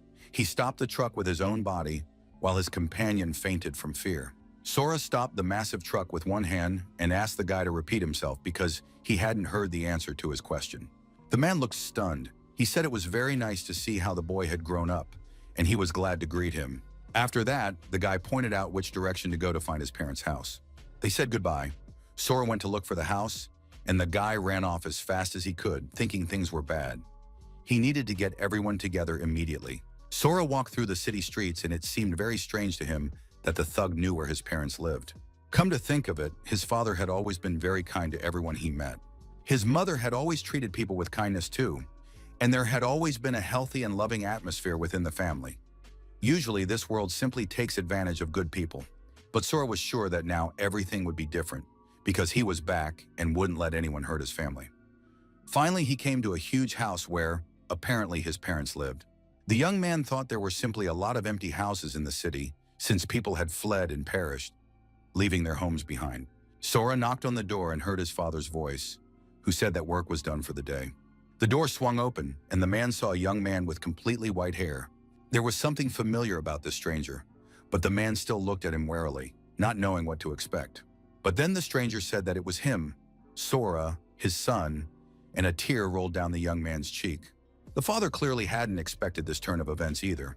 He looked at the young man and didn't see in him the little son they had lost 5 years ago during the evacuation. Finally, a woman came out of the kitchen carrying tea sets. She apologized for keeping them waiting. Everyone sat down at the table, and the woman realized that her husband still hadn't started talking to the young man. The man could hardly believe that this was their son, Sora, because the young man didn't look anything like him. The man told his wife that this was exactly the moment to resort to this. He looked at Sora and said that this was a father-son exchange of secrets. And although the man would prefer not to discuss certain things in front of his wife, this imposter had to be dealt with. The host calculated that if the stranger said anything suspicious, Roger would deal with him immediately. Meanwhile, Roger, the man's personal bodyguard, was hiding in the ceiling, ready to kill the uninvited guest at the first signal from his master. Sora immediately noticed the assistant hiding in the ceiling, but he thought it was the right thing to do. His father had to be careful, and such reliable security guaranteed a peaceful life. Sora realized that an awkward situation was about to unfold for the bodyguard hiding in the ceiling, because he was about to hear something about his boss that he really shouldn't know. Sora began to speak. He explained that his father attended cooking classes at a housewives' support group every weekend. The accomplice under the ceiling was surprised, picturing his boss with a long knife and a tomato in his hand. He would have been better off not hearing that information. Sora continued and said that every week his dad secretly attended ballet classes. It was, of course, very controversial information, and everyone would have preferred not to hear such details. But the man said that his son might not be the only one with this information. Sora laughed and said he was ready to share more about their family life if these facts weren't enough. After getting his father's approval, the young man warned him not to take offense later.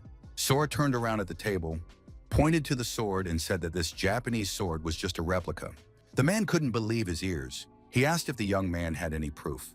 Sora stood up, took the sword in his hands, and said that there should be a bite mark from his brother on the hilt. The accomplice was surprised because that mark on the hilt had been left by his boss when his hands were tied, and he had grabbed the sword with his teeth and killed 38 people that way. The accomplice remained highly suspicious. He believed the stranger was simply pulling the wool over everyone's eyes, his goal being to lull the boss into a false sense of security and then finish him off. Meanwhile, Sora unsheathed the sword, then pressed it against his hand and began to simply slide the blade back and forth, folding it like a plastic sword. The next moment, the man rushed to embrace the boy, pulling this chatty idiot close to him, for they were certain he had died many years ago, and tears streamed from the man's eyes. He was so happy to see his son for all these years. What hadn't they thought of? The man recounted how they had searched every inch of land for their missing son, and before the father had time to grasp the situation, he had become the boss of this territory. And now this boss was shedding tears in front of everyone, like some silly girl.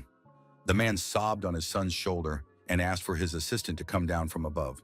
The guard was quite frightened, for now punishment awaited him.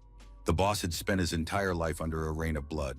The man had never seen anything like this before, but now his boss looked like a completely normal person. The bodyguard, much to his regret, had found the head of the family, a man who valued honor above all else, in such a dreadful state. The man realized he needed to quietly slip out of the house. He hoped he'd make it out before they killed him. But before the guard could crawl away from the peephole, Sora stopped him, saying that his father wanted to speak with him. And so they were all sitting at the same table. The situation was, of course, tense, and so was the mood of everyone present. The head of the family turned to the guard and said that this ugly little man had the biggest mouth. Everyone knew that. Sora also looked at the unfortunate guard with a smile and warned him. If this situation became known, the blame would fall entirely on him. Ochia was afraid to look up at his boss. He swore he would keep his mouth shut, but now he felt pressure from both sides, and it was clear that these were indeed father and son.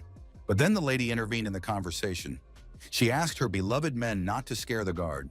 Ochia was very grateful to Mrs. Mukajima, but she still reminded him with a smile that he really should keep quiet if he wanted to live.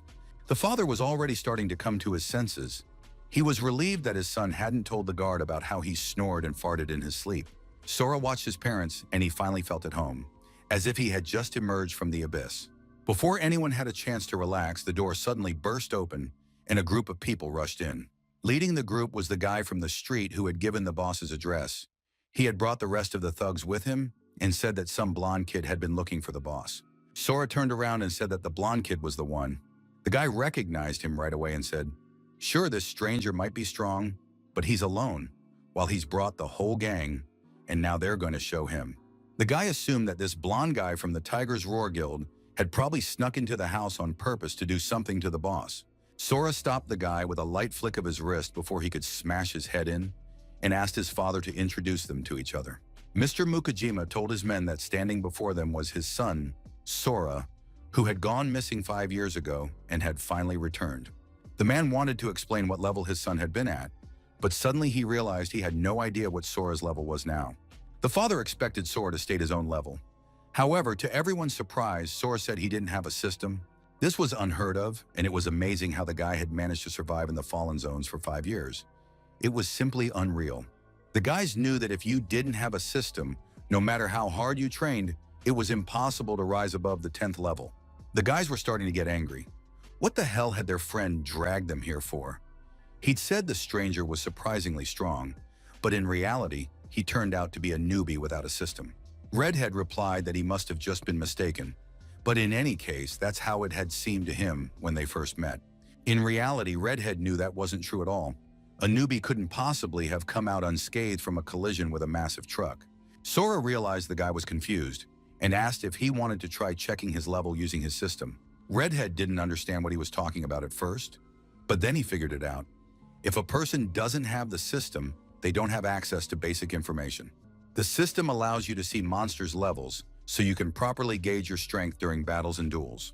The Redhead immediately warned that without a special ability, it wouldn't work, and he wouldn't be able to determine Sora's level.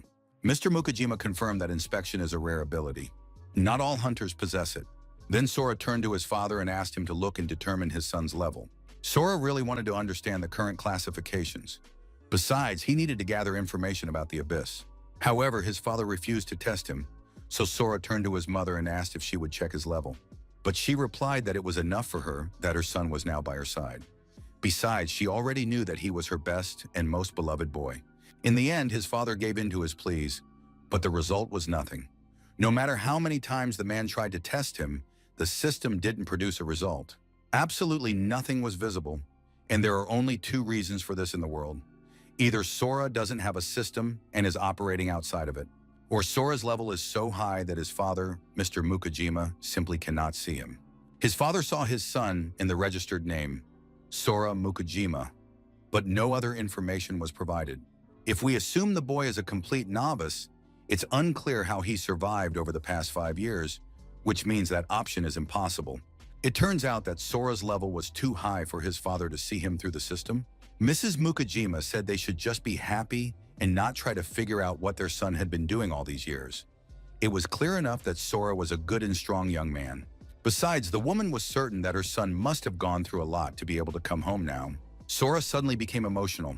Images from his life flashed before his eyes, times when he had behaved almost like a monster, and tears welled up in his eyes. Mr. Mukajima realized that everyone was about to cry, not just his wife and son, but himself as well. So he began ushering the boys out of his house, since the mother had finally been reunited with her child after so long. Before kicking everyone out of the house, the head of the family asked about Jiro and the others, since 2 hours had already passed and they still hadn't returned. Left alone, Sora asked his mother if there was any news about his older brother. The young man was very worried about him and feared hearing tragic news. But it turned out that his brother was fine. He was currently in the army and was alive and well. His mother showed him a photo on her phone. It depicted a handsome, confident man who had been fighting on the front lines all this time, as if trying to avenge his brother. Sora hadn't seen his brother in so long, the brother who had always been his friend and protector as a child. After that, Sora decided to find out what position his mother held here, and the woman confirmed that she was highly respected and had a good reputation.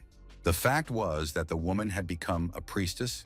She possessed many healing abilities, which allowed her to provide great support, and she could even make prophecies. Sora surmised that as a priestess, his mother could probably see right through him. The woman replied that she couldn't see other people's abilities, but she recognized her son immediately. All this was because she could make prophecies and had always known that her son would definitely return to her. Late at night, there was a knock at the door. The guard opened it slightly and asked who was there. He was ordered to throw the door wide open immediately because the vice head had arrived. It was a huge man with a cross-shaped scar on his forehead. Mr. Mukajima was in a wonderful mood. He threw the door open and greeted Jiro, congratulating him on his return. The man immediately noticed his deputy's gloomy expression and wanted to know what had happened. The head told his deputy that he had asked someone to observe everything from the sidelines to see how things were going, and now he wanted to know what they had found out. Jiro replied, just as the head had suspected, the Tiger's Roar Guild had joined forces with the army. As usual, they handed over the monster carcasses to the army, but the man with the laptop started nitpicking during the inspection of the goods, saying that the monster bodies were too battered and he didn't want to accept them. He made up excuses and gave only half the points, even though he reported the full value to his superiors. And during the audit, the entire difference in points went to the Tiger's Roar Guild. The head of the Union Guild was very upset upon hearing this news, because this is outright robbery. The Tiger's Roar Guild is supposed to remain neutral, but they're pulling stunts like this, and things will only get worse from here. We can't just sit idly by and let ourselves be humiliated. This will affect the city's future. The guild leader thanked Jiro for completing the task and told him he could put everything aside for now, eat, and rest. Mr. Mukajima said that later he would go to the Tiger's Roar Guild himself and settle this matter with them. They need to show them that the Union Guild isn't some naive pushover that can be deceived and used for their own purposes. Sora wasn't present during the conversation, but thanks to the dark shard in his chest, all his senses and faculties were heightened, and he could hear from a distance. The young man realized that the Tiger's Roar Guild, along with the thug Kagawa and the rest of the hoodlums, had banded together, and now his father was going to negotiate with them. Sora was a little worried about his recently found father, so the young man threw open the door and appeared before the men, saying that he would go with his father. The redhead was very pleased, realizing that Sora wanted to get involved, and that meant he would get to see his true strength. The guild leader introduced his son to his assistant, explaining that Sora had gone missing 5 years ago in the Fallen Zone and had now returned to them. Jiro wanted to know what level the guy was at since he'd managed to survive so long in the Fallen Zone, but he was told that Sora was off-system. It all sounded very strange. It turned out that the guild leader's son was just an ordinary person. But without the system, you're as good as dead in any shelter. You wouldn't last more than 3 days. Of course, there's a chance of survival with elite stats and good survival skills. But without professional skills, you'd turn into dead weight faster than the fight even started. In short, Jiro didn't trust this guy. He was happy for him, but said that if the guy had just returned, he was probably tired, and it would be better for him to stay home this time. Mr. Mukajima himself didn't know what to expect from his son, so he agreed with the idea and told Sora to stay home with his mother. The woman realized she needed to step in. She offered to show her son around the house and the entire property. Sora wasn't offended by what was happening. This was to be expected since to the people with the system, he was just an ordinary person, and he wouldn't be of any use in battle. Besides, Sora still hadn't gotten a full picture of this hideout. He knew there were monsters specifically targeting him, so he decided it was better to hide his power so as not to involve his family in this. Sora didn't argue and immediately agreed with his father's and his deputy's decision. The redhead was unhappy. He'd missed his chance to watch the chief's son in action. But soon the whole group set off for the showdown, and there was no time for sadness. Mom asked her son not to be upset. Dad was just very worried about him and didn't want to lose the child he had just found. After all, they had been reunited after so many years apart, and of course, his father didn't want to put his son in danger. Besides, Mom asked him not to worry about his father. Everything would be fine. He was strong enough to see into the future, and the cards said that her husband would return unharmed. Sora suspected that perhaps his mother was making predictions to foresee danger. But if the Tiger's Tooth Guild had allied with the army, then his father would now be in conflict with them more often. Sora wanted to find out what the situation was like in the shelter and why the Tiger's Roar was hostile toward his family. His mother explained, after Judgment Day, the Hunters Guild, founded by the Awakened, joined forces with the military to manage the shelters. Sora's father had founded the Union Guild and was cooperating with the army in this shelter. They stayed here to wait for Sora's return. During that time, the guild had grown significantly, as all its members dream of finding their families. They maintain order, gather supplies on the battlefield, and fight monsters, while the military participates in breakthroughs and attacks on the towers. The guild leader is very kind and doesn't want to send his people to help with the breakthroughs. That's how they managed to preserve this place for 4 years. But a few months ago, a large hunting guild from the 4th Refuge called Tiger's Roar came to their refuge to establish a branch. Since then, conflicts between the guilds have not stopped, and unfortunately, the military does not intervene in these skirmishes. Enemies and monsters are growing stronger, and the army is struggling to hold them back. However, the Tiger's Roar Guild volunteered to clear out the towers, and its power has grown so great that the military has to rely on them. Information about tower raids is so valuable that it cannot be ignored. Furthermore, the Tiger's Roar has an awakened one, chosen by the tower's deity. His name is SR, and he is the Tiger's Roar Guild's greatest asset. Sora listened very carefully to his mother's story. He wanted to know what a tower deity was. The woman explained that there are tower lords whose power is practically comparable to that of a god in the human sense. If you pass the deity's trial, you become an Isar and receive divine power. Outside the towers, such people are considered gods, and they also become guardians within the tower walls. Currently, the Tiger's Roar Guild has the most ESRs in its ranks. Since each ESR possesses absurd power, this guild is rapidly absorbing all the other smaller guilds. All the locals love Sora's father's guild, but it has never cleared a tower, and they are the only ones who still don't have an ESR. Sora understood that the situation was truly sad and dire, but that it could still be changed. At the same time, the young man wanted to know, if people love the Union Guild, then why do its members act like ordinary mobsters? And then his mom surprised her son by saying that she just liked that type of man. Sora didn't know how to respond to that, but his mom said it didn't matter because everyone around them was happy. The woman led her son into the bathroom and told him to be sure to wash up, and if he really wanted, she would come and rub his back. Sora was finally alone. He activated his senses and scanned the house and the surrounding area. The young man made sure his mom had gone to her room and wouldn't bother him. Of course, the young man had no idea and didn't suspect that the situation was so serious. Sora couldn't help but worry about his father. He opened the window and looked up at the dark sky. The next moment, the young man was already rushing off in pursuit of his father, while his mother watched her son leave. She asked the boy to rest, but he, as usual, was a disobedient child. At that very moment, Sora's father, along with his men, set off for the Tiger's Roar Guild. Sora made his way out of the house and scanned the city from the top of the building. A light was on in only one place, which immediately made the search easier. Soon the young man spotted the group led by his father, but suddenly Sora felt dizzy. It was very strange because ever since a fragment of the abyss had struck his body, he hadn't been sick or caught a cold even once. But then Sora heard that same voice again, saying that it would not let the seed of the abyss escape. Sora had no doubt. He knew whose voice was speaking near him now. It was the Lord of Shadows. Sora realized that this monster was concealing its presence, because to his surprise, Sora couldn't sense or feel it at all. But now he could be certain that this monster had made its way into the hideout, and he needed to stay on guard at all times. But the next moment, the boy felt a terrible dizziness again. It seemed as if everything around him was spinning like a top. The Shadow Lord's voice declared that he would not let the seed of the abyss escape. It was all because of his soul, which was marked by the abyss. Suddenly, right beside him, Sora could see and sense the Lord of Shadows. He immediately struck at this monster, but it turned out to be nothing more than an illusion, which kept saying it wouldn't let him escape. And all this was because the young man's soul was marked by the abyss, and so, in a loop, he repeated the same words over and over again. Finally, a bright beam of light blinded the boy. He was ordered to get off the roof immediately because he was shouting loudly and had been spotted.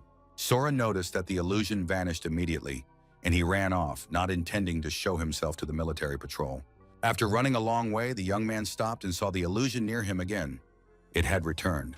Sora realized that the illusion had vanished because of the light. Perhaps this was a way to control it. He would have to test that later. Sora finally made it out onto the streets where ordinary, peaceful people were walking. He stood under a streetlight and decided to check his pulse. Sora finally figured out the pattern. If he stayed in the dark for more than 7 seconds, the mark would activate, and he would start to feel dizzy. As soon as Sora lost his composure, various lines about the marked soul and the seat of the abyss would appear. After that, part of the Shadow Lord became visible to Sora, and he began repeating the same words over and over, getting on the young man's nerves. Moreover, only he could see this face. Judging by the fact that passers-by didn't notice anything, they just saw a handsome guy talking to himself. Sora soon figured it out. As soon as he stepped into the light, a piercing noise began ringing in his head. After a while, the noise subsided, the mark vanished, and Sora stopped seeing the Lord of Shadows. This hadn't happened before, because he had always been at his parents' house, in well-lit rooms. Sora realized that the Lord of Shadows could find him practically anywhere and would put psychological pressure on him, repeating the same phrases over and over. Besides, he's capable of launching a surprise attack at any moment, so he can't let his guard down. But first he needs to find his father and help him if necessary. Sora set off through the dark streets, talking as if to himself, and it was clear to passers-by that this guy wasn't quite right in the head.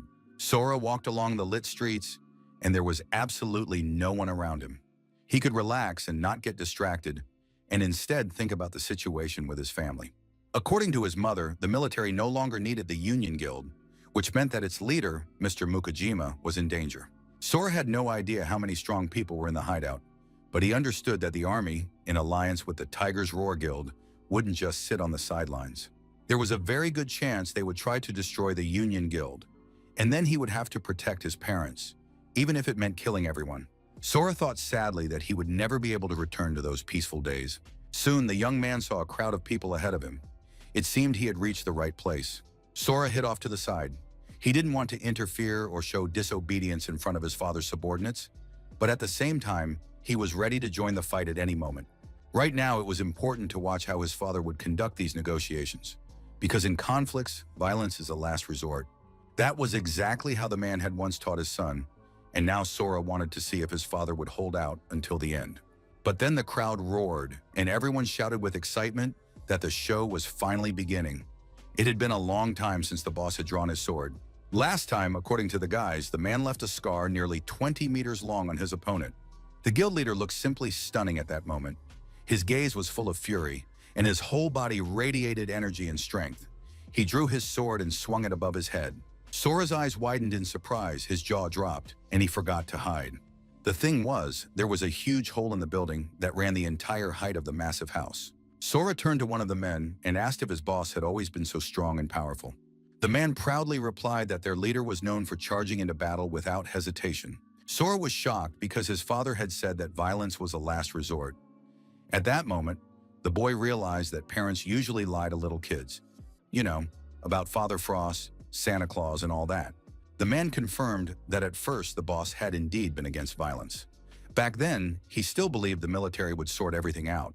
But a lot has changed since then. The military doesn't care about skirmishes. As long as the hunters do their job and civilians aren't starving, they won't bother to break up a fight. So the quickest way to solve problems is with your fists. If you can't win in a fight, there's no point in opening your mouth. Talking won't help. And then talk. That's the motto that works these days. Sora used to think that the strong hid their power, like a monk. But now it's clear that you can run wild if you possess great strength. Or perhaps that's exactly why this monk closed his eyes, to avoid rampaging and to view the world more calmly. Meanwhile, our monk was on the roof of the building, observing from above the aftermath left behind by Sora, who had destroyed all the monsters that hadn't perished in the bombing. Yukio Shuzenji removed the bandage from his face and activated his keen eye. The monk saw that the level 90 monster looked as if it had been torn to pieces, but there were no signs of heavy weaponry on it. Yuki was frightened by the fact that there were so many powerful people on Earth. Therefore, he needed to proceed with caution, and he blindfolded himself again. Mr. Mukajima sheathed his sword and now waited for his opponents to appear. Finally, a group of thugs emerged from the building, and one of them warned them not to get cocky because the situation was no longer the same as when the shelter first opened. Mukajima confirmed that indeed a lot had changed, because all sorts of annoying villains had appeared who had no business being in the shelter. The man already regretted that he hadn't destroyed the members of the Tiger Roar Guild when he had the chance. The villain began to say that the leader was probably just afraid to do it, so now he had a perfect opportunity to prove his words with actions. Mukojima was furious when he heard the insinuation about his cowardice, and he said that he would deal with his opponent right now and wouldn't let him get away with it, and he began to draw his sword. Seeing what was happening, the villain looked a little flustered, since he had already provoked the guild leader enough. So why wasn't his backup showing up? Or was that not enough? And the man continued to humiliate the guildmaster, saying that he couldn't even draw his sword because he was a real coward, which meant he'd be better off as fuel for the tiger's roar. But in the very next moment, Mr. Mukajima, drawing his sword from its sheath, lunged at the insolent man. And just then, a phantom-like woman with guardian angel-style wings appeared behind him, and she raised a shield that struck Mukajima. The Demazovids were pleased that they had provoked him, and the man had gotten himself into a fight. That was exactly what they had been counting on. At that moment, the military's chief representative in the shelter emerged from the building and noted that Mr. Mukajima had been the first to start the fight in the shelter, which is prohibited by law. No one understood why Mr. Usui was there. Could he really be siding with Tiger's Roar? Sora realized that this military officer supported the Tiger's Roar Guild, and his presence here was no coincidence. Sora surveyed the building, and although it looked completely lifeless, he sensed that many people were actually hiding inside. Everything pointed to the fact that the military's presence in this place at this time was by no means accidental. It was all a staged provocation. Mr. Mukajima also recognized the soldier Usui, who usually received people and goods at his place. Mr. Usui announced that according to Article 15 of the Temporary Shelter Security Act, duels were strictly prohibited. Violators could be punished by imprisonment for a term of 15 days or more, depending on the severity of the offense, or by execution, and the soldier asked whether Mukajima would comply with his order. Mr. Mukajima now understood what his opponents had planned. They had deliberately provoked him and then decided to use the law to arrest him. Looking at these confident faces, it becomes clear that the military officer Usui is not worried that his superiors will find out about his corruption, which is why he behaves so brazenly. It's clear that if they manage to put him in prison, they'll keep extending his sentence indefinitely or even make him disappear under mysterious circumstances. Mr. Mukajima also understood that without him, the Union Guild would fall to Tiger Roar and the others. But it's unclear why the military would go so far in their intrigues. Disrupting the existing balance? Perhaps there's a power struggle among them as well. Mukajima understood that he must not admit to breaking the law. He smiled and told Mr. Usui that there had been no duel here. The fact is that as the head of the Union Guild, Mr. Mukajima could not admit to a crime without evidence. The soldier pointed to the crack that ran through the entire building and said it was a sword mark, clear evidence of his aggression. Mr. Mukajima didn't deny that he had made the crack, but that didn't prove there had been a duel. It simply meant he had been trying to relieve stress on one of the abandoned buildings. But then the soldier Usui came down the stairs to get closer. He realized that the intelligent and self-assured Mukajima could put him in a foolish position. Usui said that in the current situation, Mr. Mukajima had no say in the matter. Here, it was Usui who made all the decisions. If Usui claims that everything points to a duel, then that is the case, and Mr. Mukajima had lost the moment he arrived here. At that moment, a large number of soldiers appeared from the building's windows, aiming their weapons at the guild members. The guild leader was smart, and he understood that he had to act very cautiously, while Redhead urged his leader not to give in, but to fight these people right away. Mr. Mukajima told the soldier to hold his horses because his men were currently in the line of fire and wouldn't shoot at civilians. The guild leader was actually devising a plan of action. He understood that the military officer Usui was too strong, but if they took a representative of the Tiger Roar as a hostage, they might be able to break through. Tsuchida soon sensed the power emanating from the enemy. He immediately activated his shield because he had no intention of being the weak link. But this character's defensive abilities were different from those of other classes. He could analyze incoming attacks, but Mr. Mukajima understood that even at this distance, he was capable of blocking his opponent. The Milky Shield can only withstand swords. However, the level of this resistance is much higher than that of other shields. Tsuchidu was confident that his shield could withstand an attack from a warrior of the same caliber as the head of the Union Guild. The villain hid behind his spiked shield and was already beginning to laugh in his face, for his opponent would not be able to pierce this powerful shield. The military officer Usui turned to the guild leader and asked if he was now willing to go to prison on his own, or if he should be thrown in there along with his comrades. Jiro and the other guild members did not want to let their leader go to prison and now watched the situation with anxiety. Mr. Mukajima sheathed his sword, unfastened it from his belt, and handed it to the soldier. It was the only wise thing to do in this situation. Among the members of the Union Guild, there was no consensus either. Some believed that the leader had struck the building just for show, but there were also smart people who understood that the leader had surrendered in order to protect his people. Jiro silently watched what was happening. The leader had made an agreement. When he raised his sword, it meant they had to get ready, and when he lowered it, they had to attack. The rest of the guild members were unaware that there was a special secret communication technique between the guild master and his deputy. Jiro was ready and watched closely. He saw the moment when Mukajima let go of his sword. The sword vanished instantly, and Mukajima himself lunged at Tsuchida, circling around the soldier and preparing to fight with his bare hands. Of course, this shield had a spell that blocked sword attacks, and the villain hoped that this would help him. Finding himself face to face with his opponent, Mukajima drew his sword and prepared to attack. Tsuchida smiled a nasty, smug smile. He knew that even a warrior as strong as the guildmaster wouldn't be able to cut through his shield. But at that moment, Jiro stepped in. He extended his hand toward Tsuchidu and activated his active skill. As a result, the guildmaster's attack succeeded, and the protective shield shattered into tiny pieces. Tsuchidu had just enough time to notice that for some reason, his opponent was holding a hammer instead of a sword. Everything happened very quickly. The soldier Usui drew a dagger. He said that Mukajima wanted to kill him personally, so he was defending himself. Jiro directed his skill against the soldier, blocking his attack, and now the man could do nothing with his knife. Tsuchida felt as if he were paralyzed. He shouted to his men that the Union Guild had gone mad and they needed to be killed. The soldiers opened fire, but Jiro continued to maintain his active skill, which created a protective barrier. Mr. Mukajima thought that as long as the situation was under control, and if they could just stop the opponents, they could quickly get out of there. Because, of course, the situation was not going in the Union Guild's favor.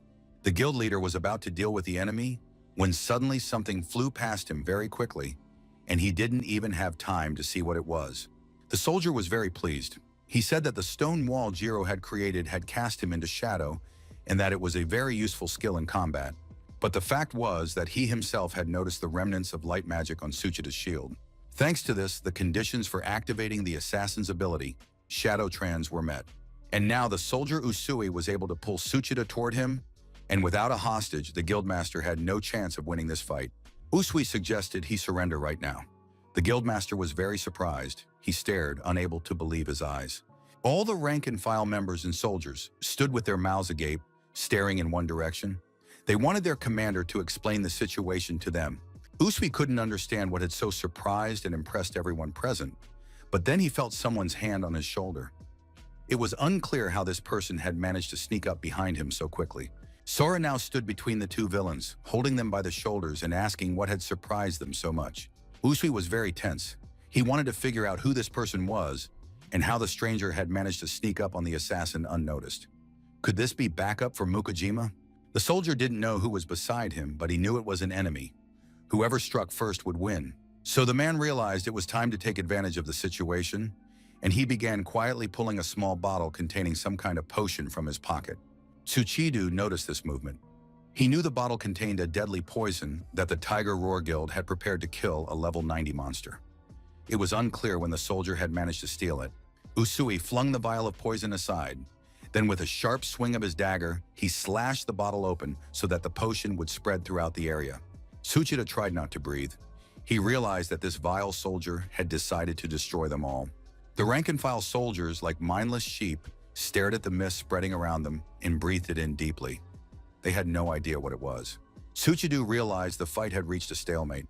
It was no longer a laughing matter, but at least Mukajima's ally, who had so unexpectedly appeared near them, had been killed. However, at that very moment, someone grabbed the two villains by the scruff of the neck and held them tight, preventing them from escaping the epicenter of the spreading poisonous fog. Sora felt great. He clenched both of the soldiers' daggers between his teeth, and now the villains realized they were dealing with a true monster. To them, Sora seemed like a true monster, one that was immune to the poison used to kill monsters, and he held the two of them firmly as they tried to escape. Depending on their specialization, a player's stats vary, but they always include intelligence, perception, strength, dexterity, and constitution. If the stranger is capable of withstanding this poison, then his constitution stat is on par with that of a level 100 player. Tsuchida stared at the stranger in horror, realizing he never expected to encounter such a defender at the guild leader's side. Sora ordered the villains to tell their men to lay down their weapons and retreat, but instead of obeying, a brawl broke out between the men. And in the very next moment, the soldier Usui, seizing his chance, leaped onto Sora's shoulder, pinned his arm, and was ready to break it. But before the villains could take advantage of the opportunity, Sora threw both of them to the ground with all his might, not giving them a chance to do anything against him. Mr. Mukajima watched his son with utter delight as two fleeing enemies whizzed past his head at tremendous speed. They slammed into the stone wall with all their might, and Mr. Mukajima felt a shockwave as if several bombs had exploded near him. And it was just his boy throwing the bad guys off him. Usui was ready to admit that this unknown player was very strong, but it was unclear how he would react to the shadow trance. And now the soldier was already behind Sora with a dagger in his hands. He thrust his dagger into the young man's back, but at the last moment his hand wouldn't obey him for some reason, and Usui was forced to push with all his might. The soldier continued to press, but he felt as though the stranger's body were made of steel, and the knife wouldn't penetrate the flesh at all. It felt as if he were stabbing a rock. Sora let his opponent enjoy his failed attack, turned around and struck him in the chest with all his might. Usui no longer understood what was happening at all. This guy had wounded him with just his bare hand, despite the bulletproof vest. The soldier realized he needed to retreat, but just at that moment, Sora grabbed him by the face and slammed him to the ground with all his might, crushing his nose so hard that blood spurted in all directions. Satisfied that Usui was no longer trying to get up and was lying motionless, Sora got up from the man and began to look around. After that, he grabbed Usui by the scruff of his neck and carried him over to the soldiers, tossing him at their feet. The rank-and-file soldiers were smarter than their commander and had no intention of avenging him. Sora told his father that his men would handle the rest and that they should go home quietly, since their mother was waiting for them. The Mukajima residence was completely silent, and the guards were even afraid to breathe too deeply. Mom was glad that her men had returned safe and sound. She asked her husband if everything was all right, and he confirmed that everything had gone perfectly. The guild leader tried to get some details, taking a few guys with him, but they were as silent as partisans. In this situation, it didn't matter. Now the Union Guild had discovered the location of Tiger's Roar, and they had to be prepared for anything.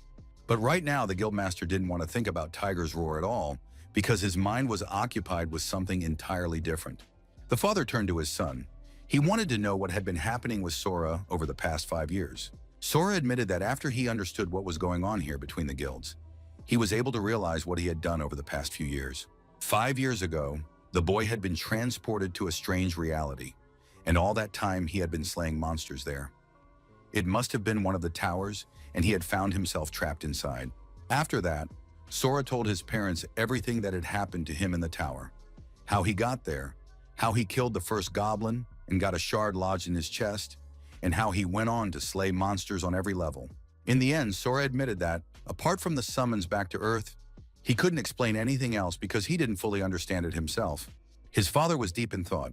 He knew of 16 towers, but none of them matched the description his son had given. Jiro believed that if this tower was near their hideout, then they needed to clear it out, and that was now the top priority. In the end, the father was happy that his son had survived the terrible situation he had found himself in. But it wasn't just that he had survived. Jiro was glad that the boy had returned many times stronger than any of them. Be that as it may, the greatest joy was that their son had returned home, and now his parents would not let anyone or anything tear their family apart. Sora noticed that his parents' hands were also covered in scars, and the young man decided that he would never leave them again and would protect them. Everything was wonderful, but completely unexpectedly, the lights went out and the power went out. It was very strange because the power was rarely cut off in the shelter, but Jiro said that the forecast had predicted a thunderstorm, and perhaps that was the cause of the problem. But Sora knew the situation was very bad. He had already sensed that the Lord of Shadows was coming for him in the darkness, and sure enough, he soon appeared beside Sora and said that this time he wouldn't let the boy get away. Sora knew that this shadow companion had appeared, but this time his words were different from what he had said in the past. Moreover, Sora noticed that his father and mother could not see the Shadow Lord, even though they were also awakened. But at that moment, the Shadow Lord looked very surprised and gradually began to fade away. Sora couldn't understand what had happened. Had the spell been broken? But soon the young man realized that the Shadow Lord had simply left his body. A few moments passed, and now the stranger in the cloak was standing next to him, full-sized. He was glad to greet the Seed of the Abyss. Sora realized that his shadow companion wanted to be considered a separate entity, but it was already clear that he couldn't manifest physically, which meant he was an illusion. At that moment, the Shadow Lord leaned toward him and said that there was no need to pretend Sora couldn't hear him, and that he shouldn't consider him an illusion. Of course, people love to deceive themselves. But now the Shadow Lord covered Sora's eyes with his hands and asked if the boy still considered him an illusion. Sora said he couldn't see a thing. Could all of this really be happening? His parents and Jiro stared at the boy in surprise, not understanding what was happening. Sora was enveloped in some kind of dark energy. It was literally emanating from his body.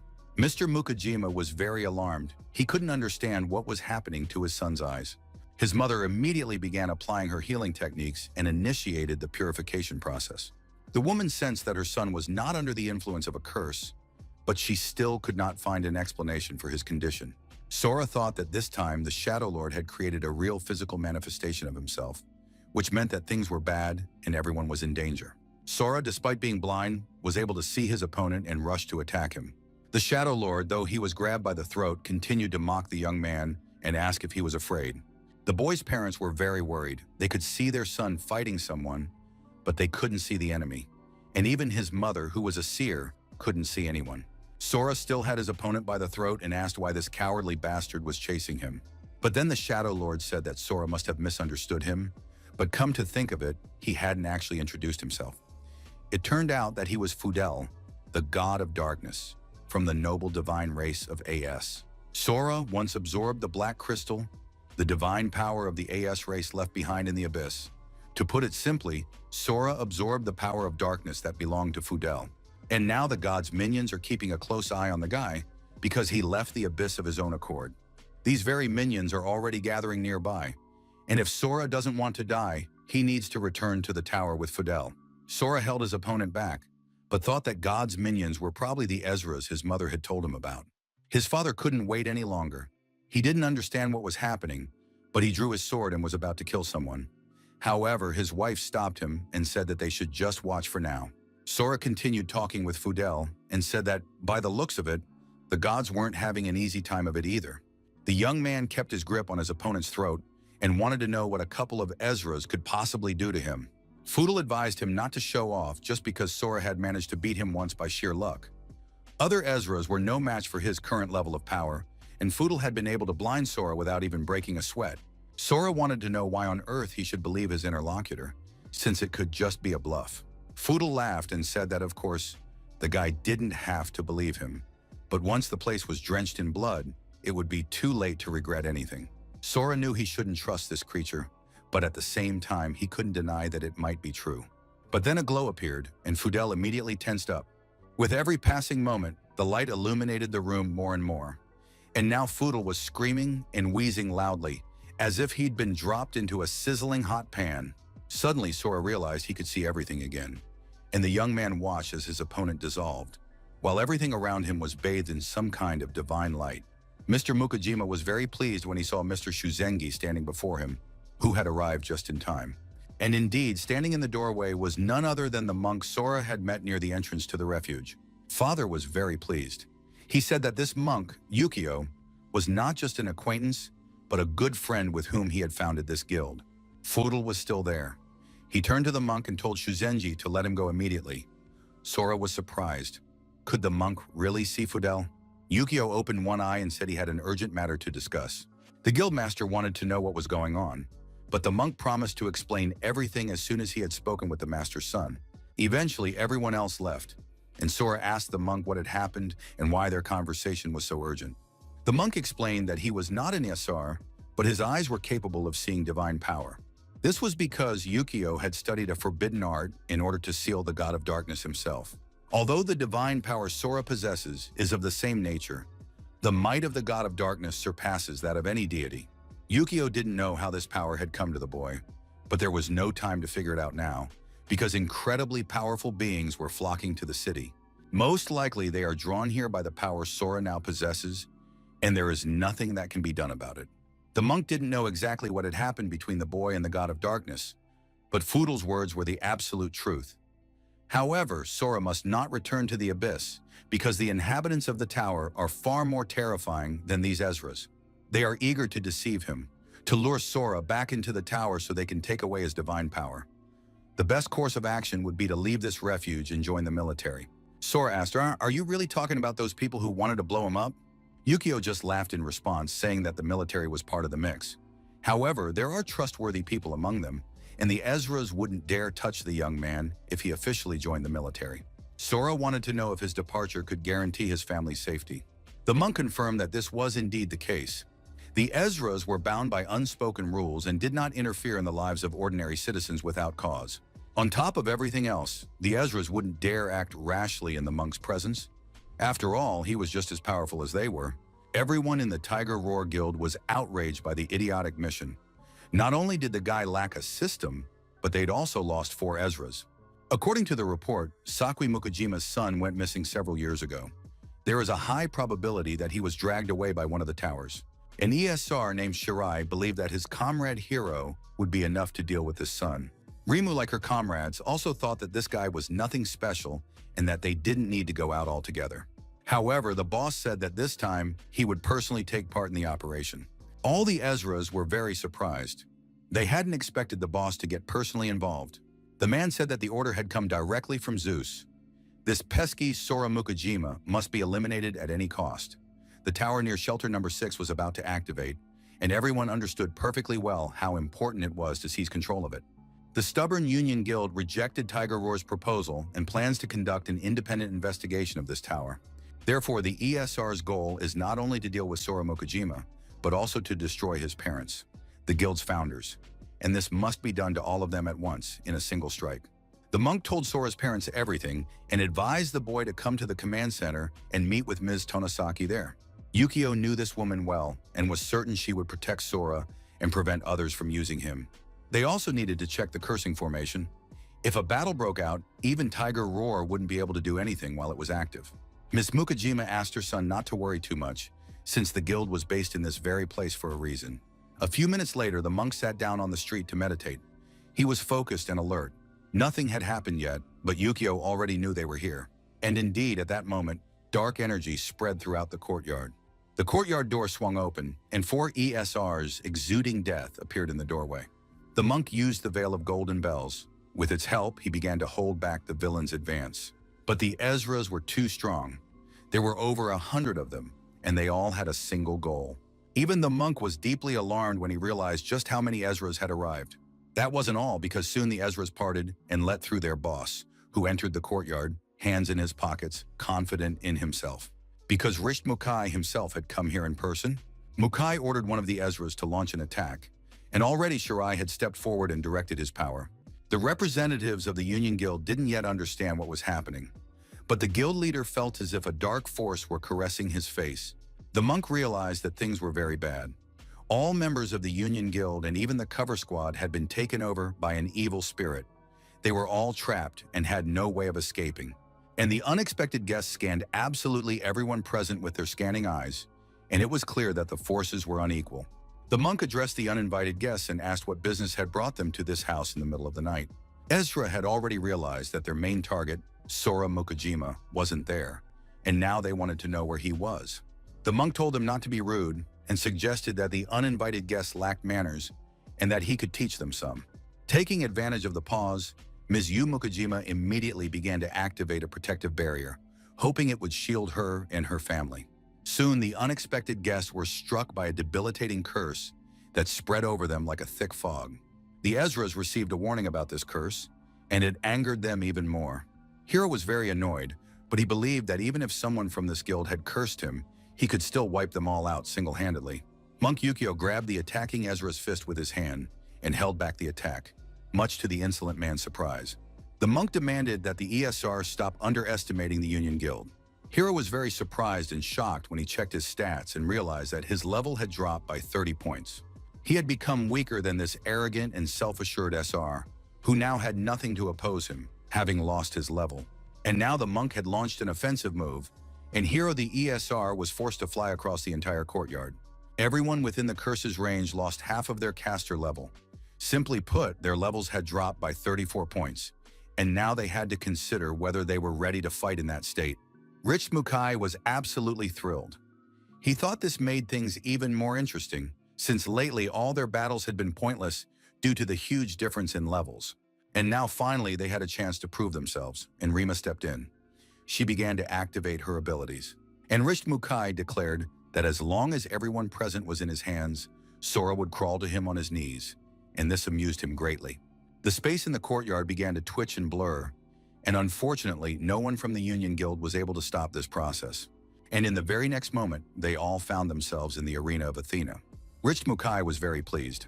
He said he hadn't had a fair fight in a long time, and now it even excited him, so he hoped he wouldn't get bored until Sora joined them. The guild members couldn't figure out where their boss, his wife, and his closest aides had gone. But Rich Mukai had already drawn his weapon and said that he would personally eliminate all those annoying obstacles that remained in the courtyard. Meanwhile, the soldiers continued to search the city streets, the part where monsters might appear, gradually eliminating them. Suddenly, their attention was drawn to an object approaching them at tremendous speed. A few moments later, the young man landed near Ms. Tonosaki, and all the soldiers, startled, gaped at the stranger. Sora compared the photo of Miss Tonosaki to make sure he had found the very woman Monk Yukio had recommended to him. After that, the young man raised his hands and said that he had come from the Union Guild and required the military's protection. Ms. Tonosaki ordered the soldiers to lower their weapons. She realized that Sora Mukajima was standing before her and said she had a few questions for him.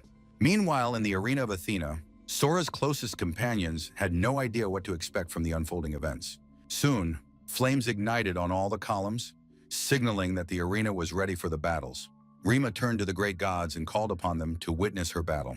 After that, the girl asked the gods to grant her miraculous divine power, which would later help her in battle. And then above all the Ezras, the silhouette of the goddess appeared. She spread her arms and thus protected all the Ezras. Rimu announced the rules. Each side must choose 5 representatives. The team that is the first to achieve 3 victories will receive the blessing of Olympus. The losers would be incinerated by divine light and scattered to the winds. Hiro was very pleased, sensing his victory. Mr. Mukajima asked what it meant that they had to find 5 representatives when there were only 8 of them here. Rimu confirmed that this was indeed the case, but that wasn't all. The fact was that the main star of the show, for whom everyone had gathered in the arena, was still on his way. He simply didn't know he was supposed to show up here.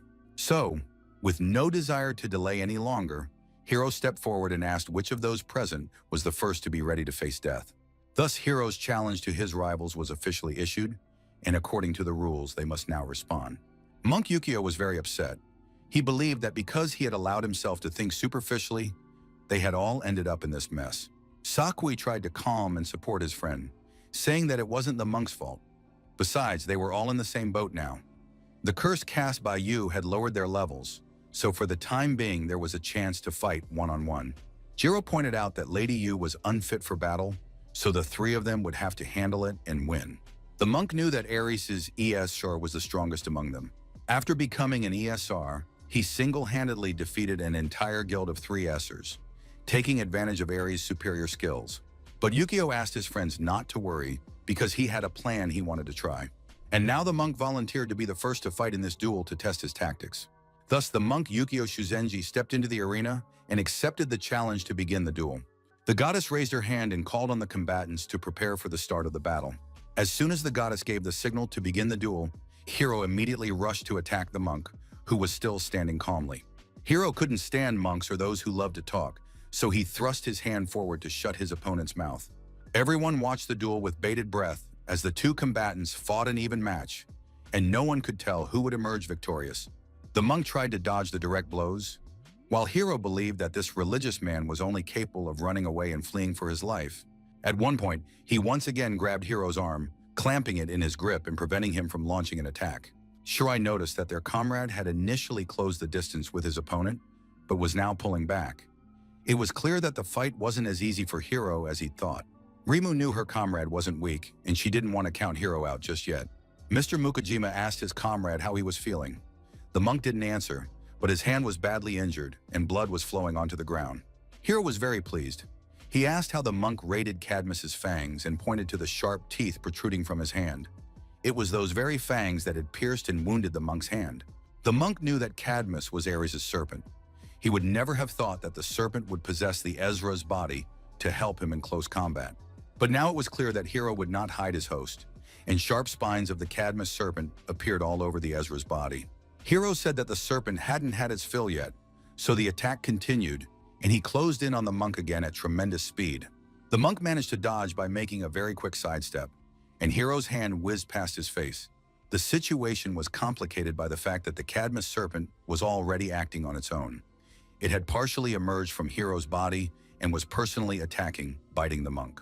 Yukio used a veil of golden bells to at least slightly hinder the attack of the fanged snake tearing into his flesh.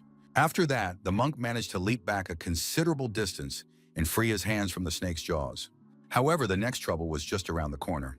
The venom of the Cadmus snake began to affect the monk's body, and all his stats immediately dropped as a result of the poisoning. Hiro was very pleased with the fight. He noted that the monk turned out to be quite tough, and the battle had become more interesting. Hiro had restored his health thanks to the blood the snake had sucked from the monk, and now he realized that the monk had reached his limit. The guild leader understood as well. If the battle dragged on, the gap in strength would only widen, and it was unclear whether Yukio could handle it. And Hiro had already rushed back into the attack, not giving his opponent a chance to recover. And thanks to the monk's slowed reactions from the poison, Hiro carried out his attack with little difficulty. He landed blow after blow, while the monk could only hide behind his hands, and the only question was how long he could hold out. Yukio, gritting his teeth, began reciting some kind of prayer, because there was nothing else he could do. Hiro was enjoying the fight, but said that no god could help the monk now. Rimu, who was watching the fight closely, noticed that her companion was enveloped in divine power. It was very strange since the monk wasn't an Ezram. Where on earth was his divine power coming from? The guildmaster was absolutely thrilled, watching as his comrade found a good solution in such a difficult situation. It was now clear that this match was still up for grabs, and the monk continued to mutter prayers under his breath, bowing before the embodiment of all Buddhas. And at some point, the Vajra mantra of 100 verses was recited, and now it was fighting in the monk's place. Hiro said he didn't give a damn about any god, and the monk was mistaken if he thought this pathetic trick could stop him. But Yukio was already filled with divine power, which grew stronger and more powerful with every passing moment.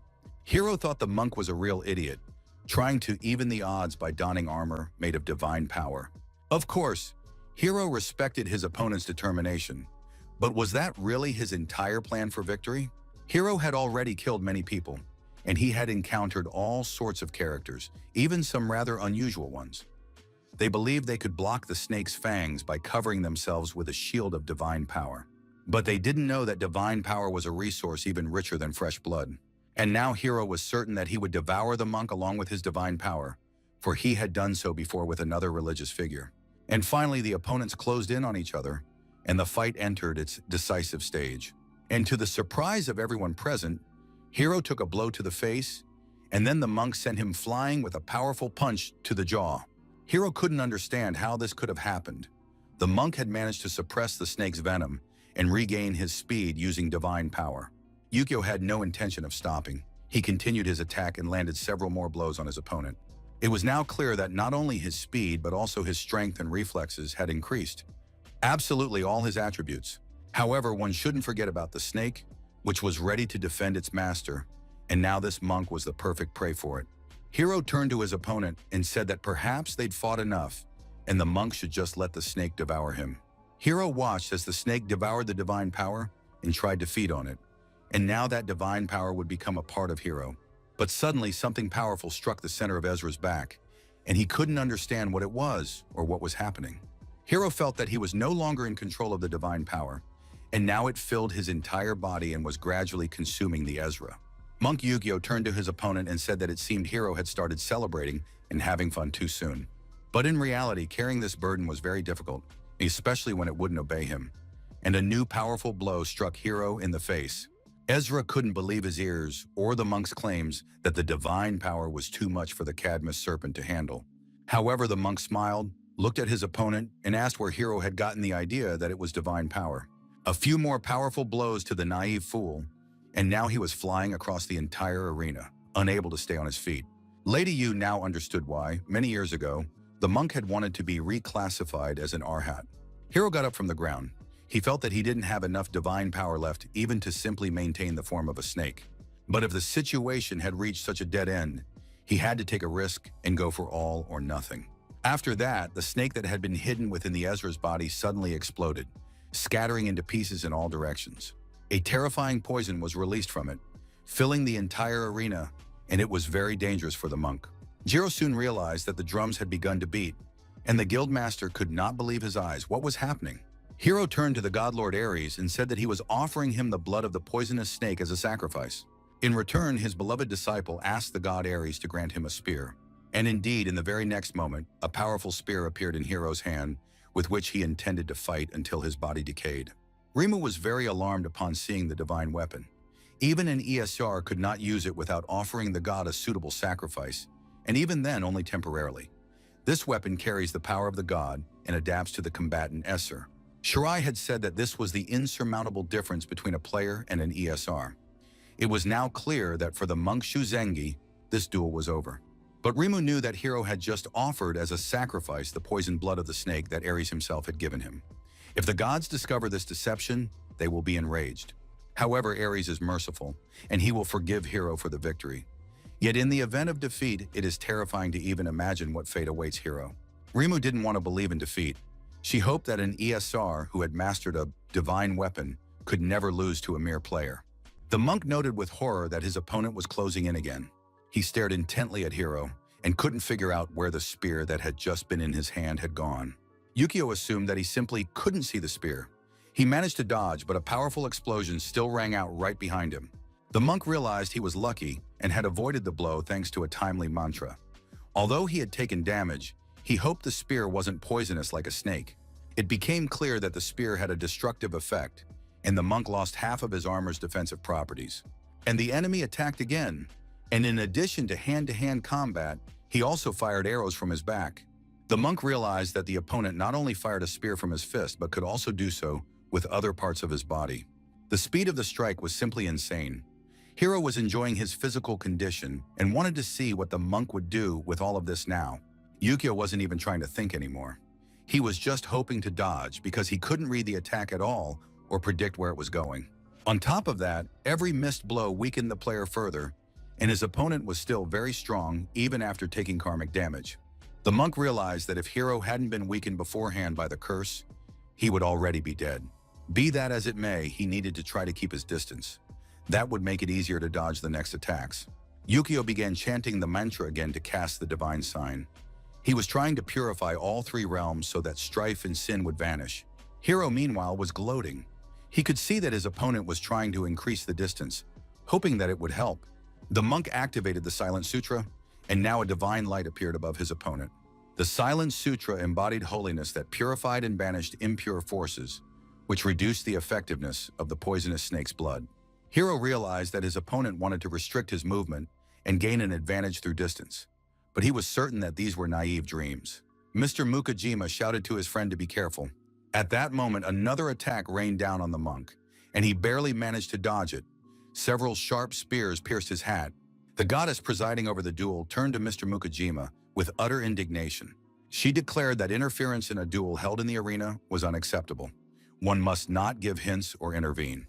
And after that, the goddess unleashed fire upon the rule breaker, and now the guildmaster was engulfed in flames. His wife, Lady Yu, immediately began using healing techniques to extinguish the fire and alleviate his condition. The divine fire disappeared very quickly, but it had sapped the man's vitality, and that was very bad. Hero looked at his rival and said that he would already be dead if the guildmaster hadn't intervened. But it was no big deal. He could land another serious blow. Besides, Hero understood that the rule breaker would face punishment, and that was very beneficial for all the Essers. Monk Yukio realized that close combat was already too risky. The opponent had long-range blood harpoons in his arsenal. Given the monk's remaining strength, he could hold out for a maximum of 3 minutes, but he had to fight to the end. He had no choice. Hero wanted to end the fight as quickly as possible. He was already thoroughly fed up with all of this, and now he was preparing for the final critical strike. ESR was confident of victory, and a new wave of attacks was directed at the monk.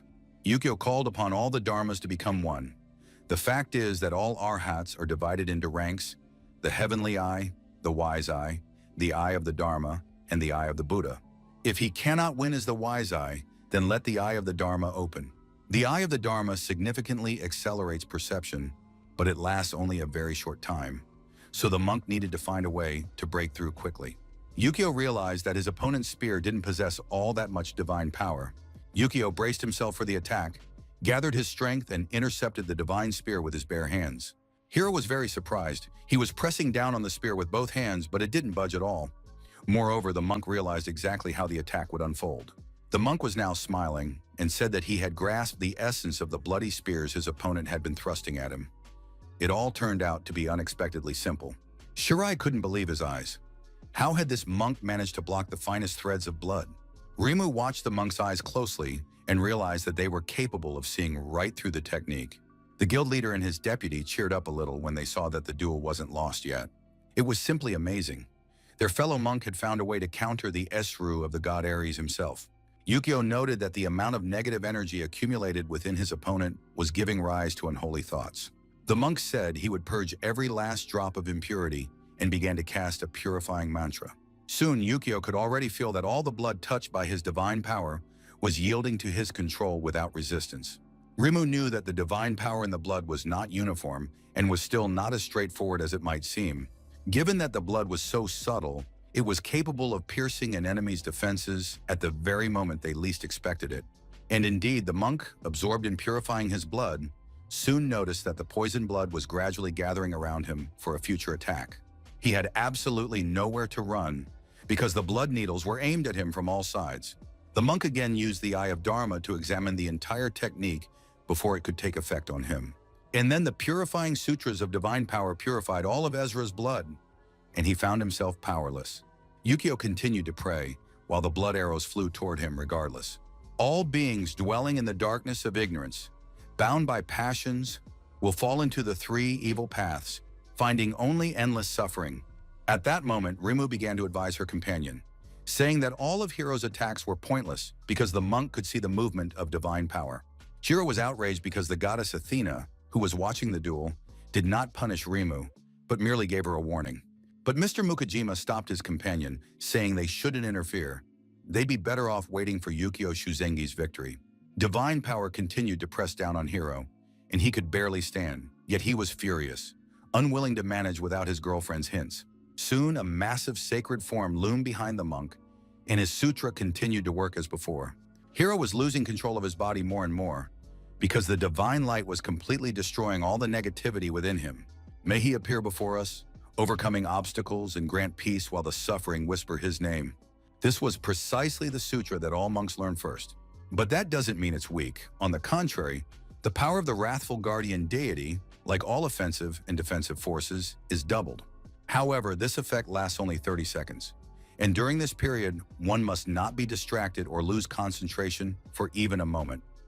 One must continue reciting the sutra directly in front of the enemy. An incredible humiliation.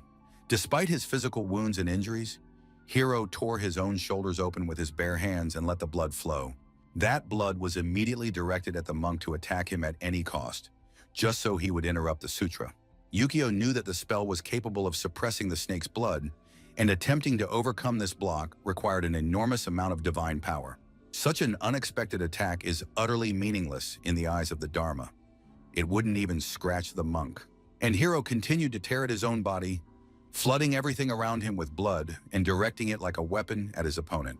He kept going, and it was clear that Hiro was no longer in control of anything. He was like a crazed monster, thirsting for victory. Yukio could barely stand. He too was at his limit, and blood was streaming from his eyes, but he had to hold on, even though time was running out. Hiro was furious that he didn't even have enough strength to break the monk's concentration. A massive guardian deity towered over the arena, while Hiro could no longer rise, kneeling before his opponent. The final countdown began, and the power of prayer, like the virtue of a small child, like burning ice doused in oil, like water flowing through the heart of a tree. And now everything converges in Yukio's mind like a supreme deity, and the decisive blow comes. It crashed down on Hiro, who could offer no resistance to this divine power. Yukio managed to think that he had, after all, finished off his opponent before the Eye of Dharma reached its limit. The goddess presiding over the arena announced that the first match went to the Union Guild. Yukio Shusenji had won the match, but the boy could barely stand, and blood was streaming down his face. However, that didn't matter anymore. Rimu immediately began casting healing spells on her comrade, who couldn't even get up off the floor. Soon, Hiro was physically healed, but he continued to sit silently, lost in thought. Suddenly, two gods appeared behind him, who apparently were dissatisfied with their Esram. They looked at Hiro, and the very sight of this place, where the hypocritical Athena had held a duel, and he had managed to lose in such a place, made them sick. The guys didn't want to hear any excuses. They said their father had sent him a message and asked them to tell him that he was deeply disappointed in Hiro. And the boys said that Hiro had been granted the honor of receiving punishment at their hands, and now they would carry it out. The rods and the sword of Damocles came down on the Ezra, who could do nothing and was now being punished. Mr. Mukajima was very surprised when he realized how these gods treated their Ezras. At that moment, the gods told the young man that this was their father's final act of mercy, said goodbye to him, and vanished. His friends congratulated the monk on his victory. He had held his own with great dignity, despite the fact that the duel had been a serious one. Hiro declared that next time he would definitely kill the monk, but Shiraya replied that there would be no next time. The thing is, now he, Shiraya, would be the one to fight, and all opponents would be burned alive in the all-consuming flames of Ada. Sakui Mukajima looked at this terrifying Ezra and said he would take him on. His wife handed him a small pouch and said that her husband was going up against the Reaper himself, who was capable of summoning spirits, and that this would definitely help. Sakui thanked his wife for the item and placed it in his inventory, knowing that it would surely come in handy. And now the leader had entered the arena, where Shiraya awaited him with a huge scythe in his hands. As a samurai, Sakui could project the aura of his blade to keep the enemy at bay, but it takes time to build up the charge. Still, in one-on-one battles, close combat is the best solution. First, you need to close the distance with a quick step. Then you need to unleash a series of quick strikes on the opponent before they can react. Next, you need to find your opponent's weakness and deliver the finishing blow. Of course, this tactic is fairly straightforward, but at the same time it is very effective and quite capable of working. At that moment, the goddess Athena called on the opponents to prepare and announced the start of the duel. Shiraya immediately unleashed his spirits on the opponent, but the leader decided he could slip between them using a speed step and analyze all their movements. In the very next moment, Sakui was standing behind the Ezra, preparing to strike him. While Shiraya was confident that his spirits were sufficient, Sakui sliced through his opponent with his sword. But it turned out to be an illusion, because there were no bodies torn to pieces. However, in the next instant, a huge number of spirits were already surrounding the man from all sides. Sakui wielded his sword at tremendous speed and managed to cut through the attacking spirits. And now he broke free from their grasp and stood before his opponent. A new powerful strike split Shirai's body in two, and everyone could clearly see him split into two halves. But it soon became clear that this tactic was useless. The man's attacks could not harm someone who had no physical form. Mr. Mukajima seemed not to be listening to his opponent at all. He continued to split his body in half again and again. Shirai mocked the man and said that all these attempts were completely pointless. He should just admit defeat. Shirai said that he had an unimaginable number of vengeful spirits at his disposal, and his opponent would never reach Shirai and wouldn't even be able to cut them all down. The problem was that a samurai who couldn't see his opponent was completely useless. Mr. Mukajima was just about to launch a sword attack, but at that moment Shirai closed in on him and said he wouldn't give him a chance to charge his sword with aura. Sakui swung his sword non-stop at tremendous speed, fending off the spirits before they could harm him. Rimu watched the duel, and now she saw that the battle was more like a fight between an ordinary person and an Esram.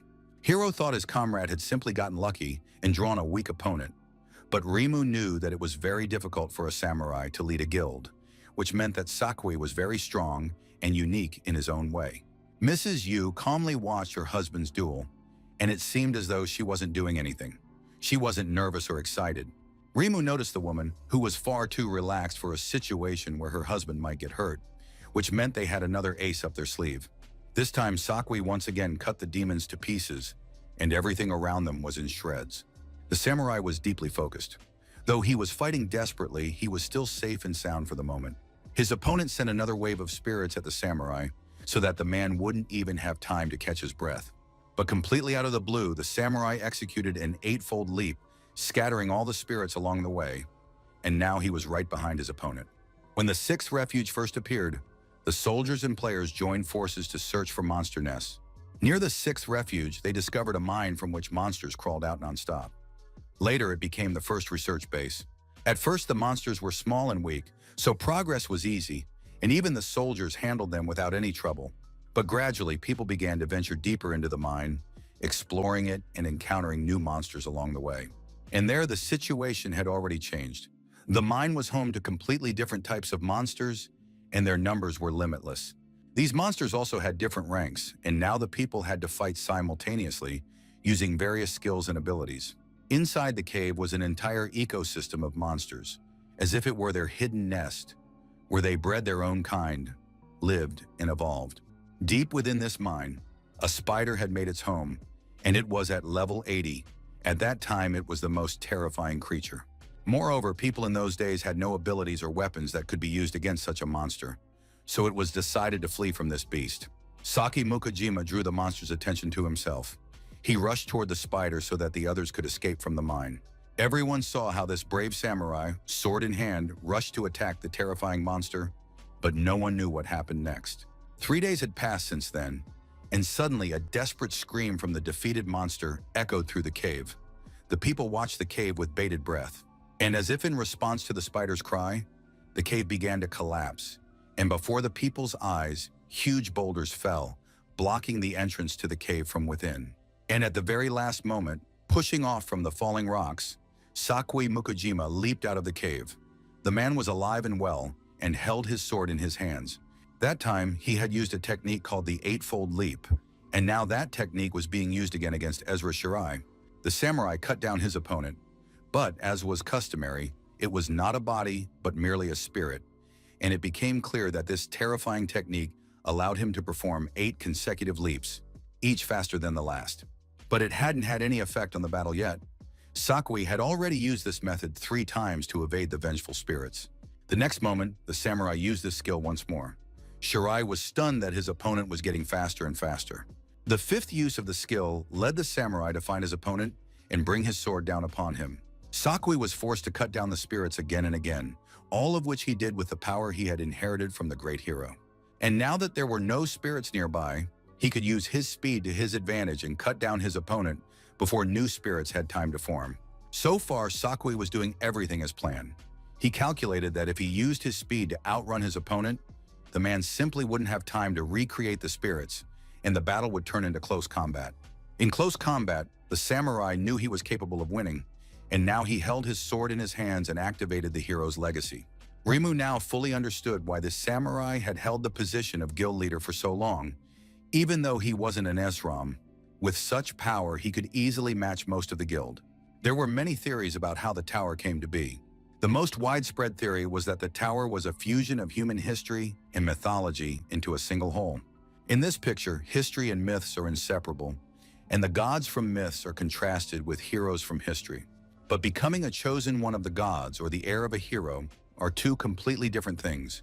To become a chosen one of a god, one must fight, while the hero's legacy is more akin to destiny. And now these 2 have clashed in close combat so that their gods and heroes can show which of them is the master. Shiraya didn't believe that this samurai actually hoped to win in close combat, for a mortal's weapon is no match for the Reaper's scythe. Of course, the Reaper's scythe was a terrifying weapon. In terms of range and reach, it had a clear advantage. But still, considering that the scythe is a divine artifact, it wouldn't be so easy for a human to handle it.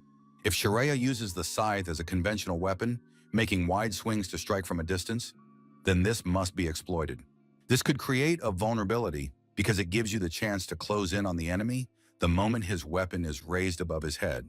It seems the gods didn't teach Shirai how to use the scythe properly and safely, and now the samurai has pierced his body with his sword. Saki said that he had originally planned to use this skill to dodge in case of danger, but this time his leap didn't even come in handy. The guildmaster and the monk were ecstatic. They shouted that it was all over and victory was theirs. However, Lady Yu wasn't quite so optimistic. She said it was far from over. Despite the sword sticking out of his chest, having pierced right through his body, Shirai didn't look like he was dying. He said that his happy face was literally infuriating. The man didn't understand what was happening. Had he really missed? And had the spirits been summoned and created again? But the opponent began to laugh merrily. He didn't understand why the samurai thought he could only move between phantom bodies. And in the very next moment, the ESR delivered a powerful blow, and the samurai was forced to fly off to the side because he could offer no resistance. Sakui immediately got back on his feet and prepared to defend himself. But the man immediately received a warning that he was marked with Ada's enemy seal. The samurai realized he had been careless. But it turned out that his opponent was capable of giving his own body the form of a spirit, which ruled out any physical damage. Shiraya declared that if he landed 4 attacks on his opponent, the samurai would become his spirit slave. Shiraya realized that his opponent was quite serious, and now he was going to fight with all his might and show no mercy. The first degree seal of Hades currently on the samurai indicated that as soon as the seal reached the 4th degree, he would become a vengeful spirit of Hades. The samurai knew that if he closed in on his opponent, he risked receiving another seal. And if the samurai kept his distance, he would give Shirai time to spawn new spirits. The situation was dire either way. Of course, an 8-fold leap would have come in handy now, but unfortunately, it was on cooldown. Shiraya turned to the samurai and said that he acknowledged Mr. Mukajima was indeed very talented, but in the end, he was still just one of many ordinary mediocre people. Shiraya launched an attack on his opponent. His immaterial form continuously absorbed mana, and the incoming magical damage was increased at that moment, but in return, he remained invulnerable to physical attacks. Saki prepared to fend off the spirits, maneuvering very quickly and changing his position. ESR could see that his opponent was a very fast man, but at the same time, it was clear that he had already lost his edge and couldn't maintain a high level of performance for long. The scythe swept right past his arm, where there was now a fresh wound, and a 2nd degree seal of Hades appeared. As soon as it reached the 4th degree, the man would become a vengeful spirit of Hades. Shiraya understood that his opponent would not be able to run for long. As soon as all 4 marks were present, the body would burn in hellfire, rot, and fall apart. The bones would wither, crumble, and turn to dust. In the end, the samurai's soul would be bound, and he would become just another little dog in Shiraya's service. Isar continued his attacks, and though he took his time, everything around him was still under his influence. Shiraya felt increasingly confident. Another attack was completed, and now the samurai's body had received the 3rd seal of Ida, and soon he would join the ranks of Shiraya's shadows and servants. Sakui used the 8-fold leap again, and once more sliced his opponent in 2, but it was all completely useless, because the ESR took no damage on a physical level. Shiraya realized that his opponent was deliberately stalling for time so that the ESR's mana would run out and he would lose his immaterial form. Of course, it was a decent idea and tactic, but it still wouldn't work. Shiraya knew he could maintain this form for at least another 3 minutes. But unfortunately, that was too little time for the samurai. There was only 1 seal left to cast, and he was busy charging his sword and leaving himself wide open. Shiraya crept up from behind, using a phantom shadow, raised his scythe above the samurai's head, and declared that it was time for him to become a vengeful spirit. And now Shiraya is ready to strike. He sees the sword before him, but knows that the sword's aura is material and cannot reach the Ezra. Mrs. Yu gave her husband an object in a small bag that could summon spirits and was supposed to help. Mukajima had been saving this object for the very last moment, and now he used it. This amulet had been soaked in holy water from the temple, dried in the sun, and imbued with the priest's divine power. The object was created to exorcise spirits and to create an aura around physical objects. And now the use of this item proved to be the most effective way for the samurai to strike his opponent. Rimu realized that not only had her companion prepared trump cards against the samurai, but these people had also prepared their own unexpected surprises. Sakui struck with his sword, but Shirai was certain it was already too late. He laughed loudly and said that the 4th seal had already been engraved. Hellfire began to consume the samurai, and soon he would turn into a spirit. Shiraya turned to the samurai and demanded that he submit to him right now. The master clutched his sword tightly in his hands. It was filled with a divine aura, and the shadow's influence prevented him from passing into the spirit world. Suddenly, it became clear that the samurai's mind was clearing, and he said that Shiraya should not get his hopes up and calmly wait for him to pass into the shadows. And now, unfortunately for his opponent, the samurai's body was becoming lighter, which meant that movement and attacks came more easily to him. Shiraya couldn't believe his eyes.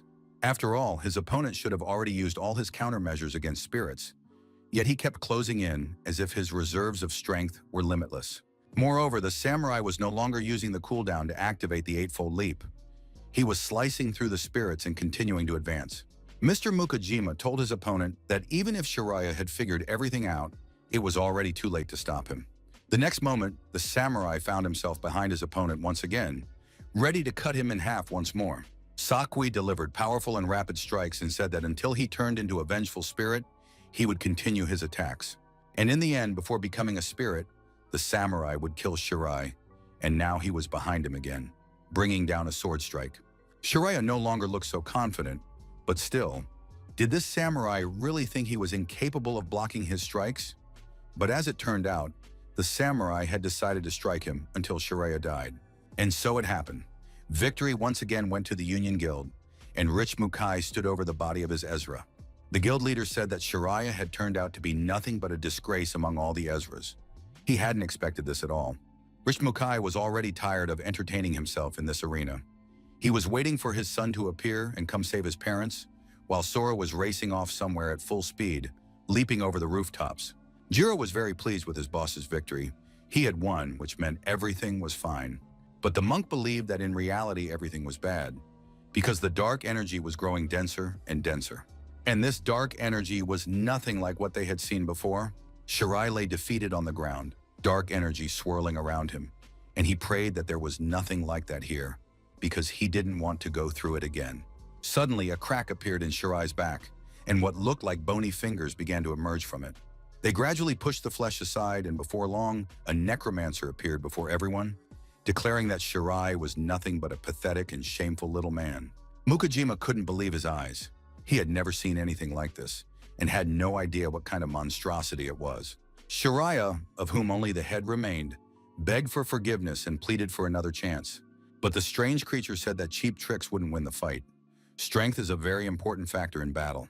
The necromancer clamped his hand around Shirai's head and crushed it like a tomato, sending blood spattering in all directions. He declared that not only Shirai, but his enemies as well, would not escape from here alive. The samurai surmised that he was now facing the true form of the Ezra of Ada. It was all eerie and terrifying. No one knew what kind of monster this was, but everyone understood that it was a very dangerous and bloodthirsty creature. Rich Mukai, however, looked pleased. He understood that the duel was about to take a different turn, and now everything would be different. The enormous demonic ESR of Ada towered over the arena, and it was completely unclear from which side to approach him. ESR recounted that the first person he killed after becoming an Esser was his own brother. This had happened many years ago, and since then, the monster had lost count of his victims. As soon as someone died by his hand, they immediately became his personal puppet. And now the true Ezra of Ida was certain that exactly the same fate awaited the samurai. The man had a first-degree seal on his head. He had believed that after Shirai's death, everything would be reset. But for some reason, that hadn't happened. The eightfold leap was still recharging, and the man had run out of options. He felt a terrible sense of hopelessness. But this feeling was familiar to the samurai. He had experienced exactly the same sensations when he was left alone against the giant spider. To give the people a chance to escape, Sakui Mukajima drew the monster's attention. Even though he had absolutely no idea what to do, he could only dodge the giant monster's attacks. He had to keep doing this until everyone had a chance to escape. He couldn't give up or retreat. The enormous monster could harm the people, and it was necessary to draw its attention to give them at least some chance to escape.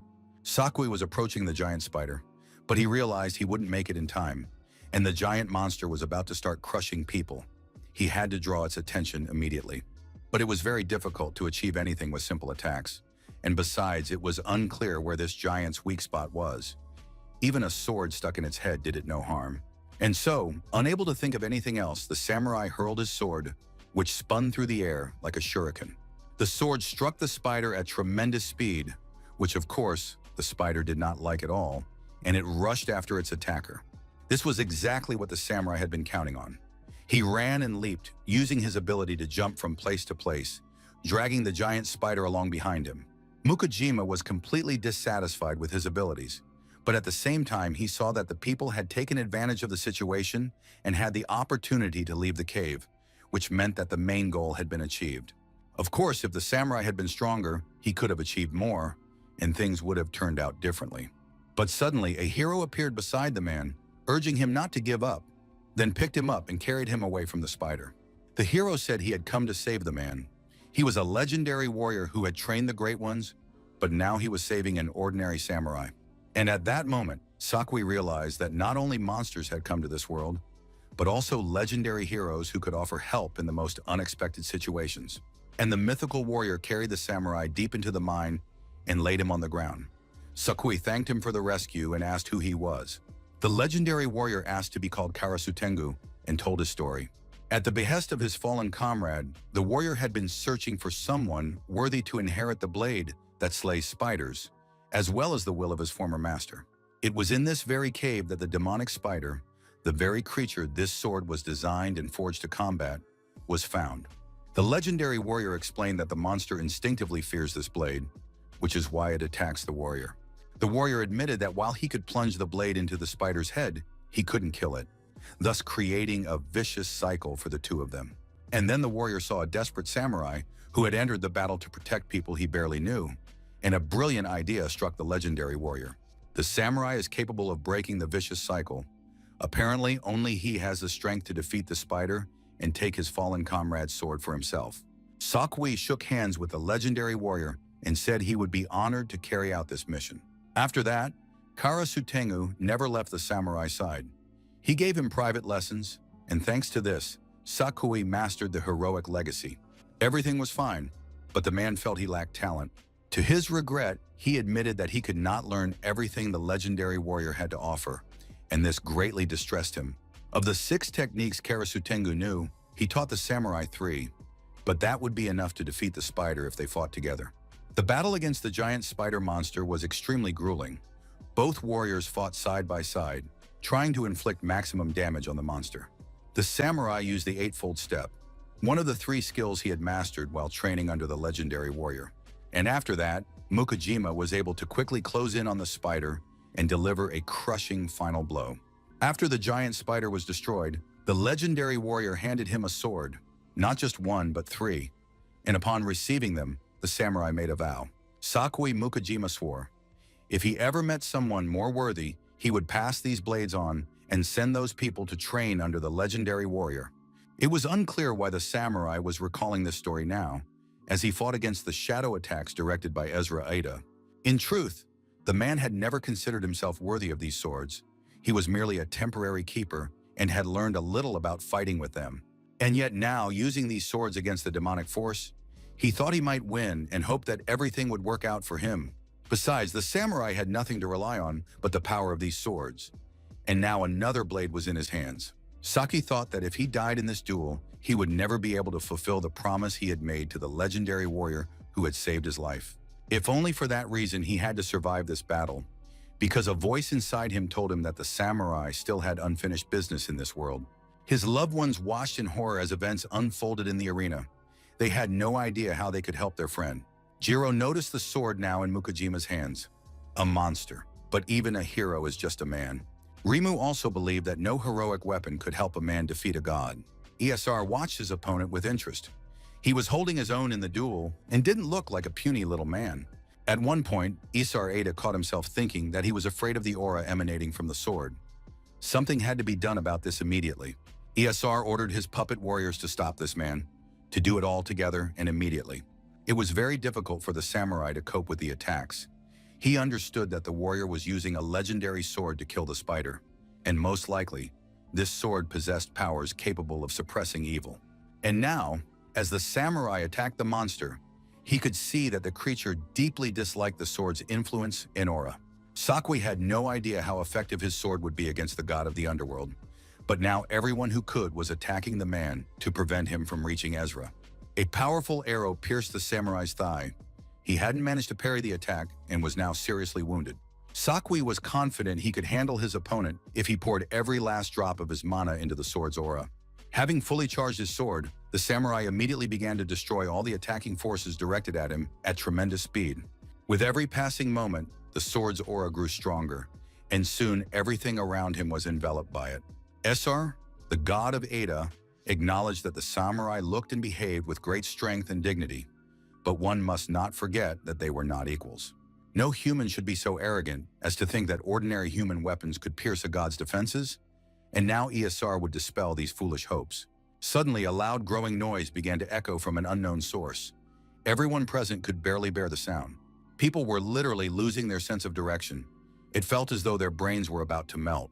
Sakurai realized that while he could block his opponent's blows, these sound waves were extremely irritating. The man wasn't going to put up with them and was about to take down his opponent once again. It turned out that the sword in his hands was capable of emitting roar-like waves that restricted his opponent. The samurai saw that the huge ESR was trembling in place because of the rattling sound and was unable to fight actively. He had to take advantage of this opportunity, especially since the ESR of the god Ada himself was surprised that his movement was being restricted by sound waves. However, the ESR believed it was too early for the man to rejoice. The duration of the Sacred Blade's effect was soon immediately reduced. And at the very moment when a person is practically convinced of his victory, absolutely anything can happen, and he can become weaker. Sakurai was rapidly closing in on his opponent, realizing he had only one chance. Everyone watched the duel with bated breath, unable to predict whether the samurai would manage to deliver the final blow before the ESR came to. Sakurai raised his sword and was already near his opponent's head. It seemed that nothing could stop him now. But at that moment, the ESR shouted loudly and said it was all over. He instantly grabbed the samurai with his hand and squeezed his body like a toy figure. Listening to the samurai's groans, the god of the underworld, Esser, announced with relish that the man's end had come. All three, Lady Yu, the monk, and Jiro, activated their abilities, trying in this way to help Mr. Mukajima, upon whom Esser had instantly placed 4 seals of death. Obviously, no one could just stand by and watch this man's destruction, but the goddess Athena intervened again and said that no one dared to disrupt the duel in the arena. However, unexpectedly, the goddess Athena felt some kind of influence on her body. She stood up straight, as if at attention, and asked who was there.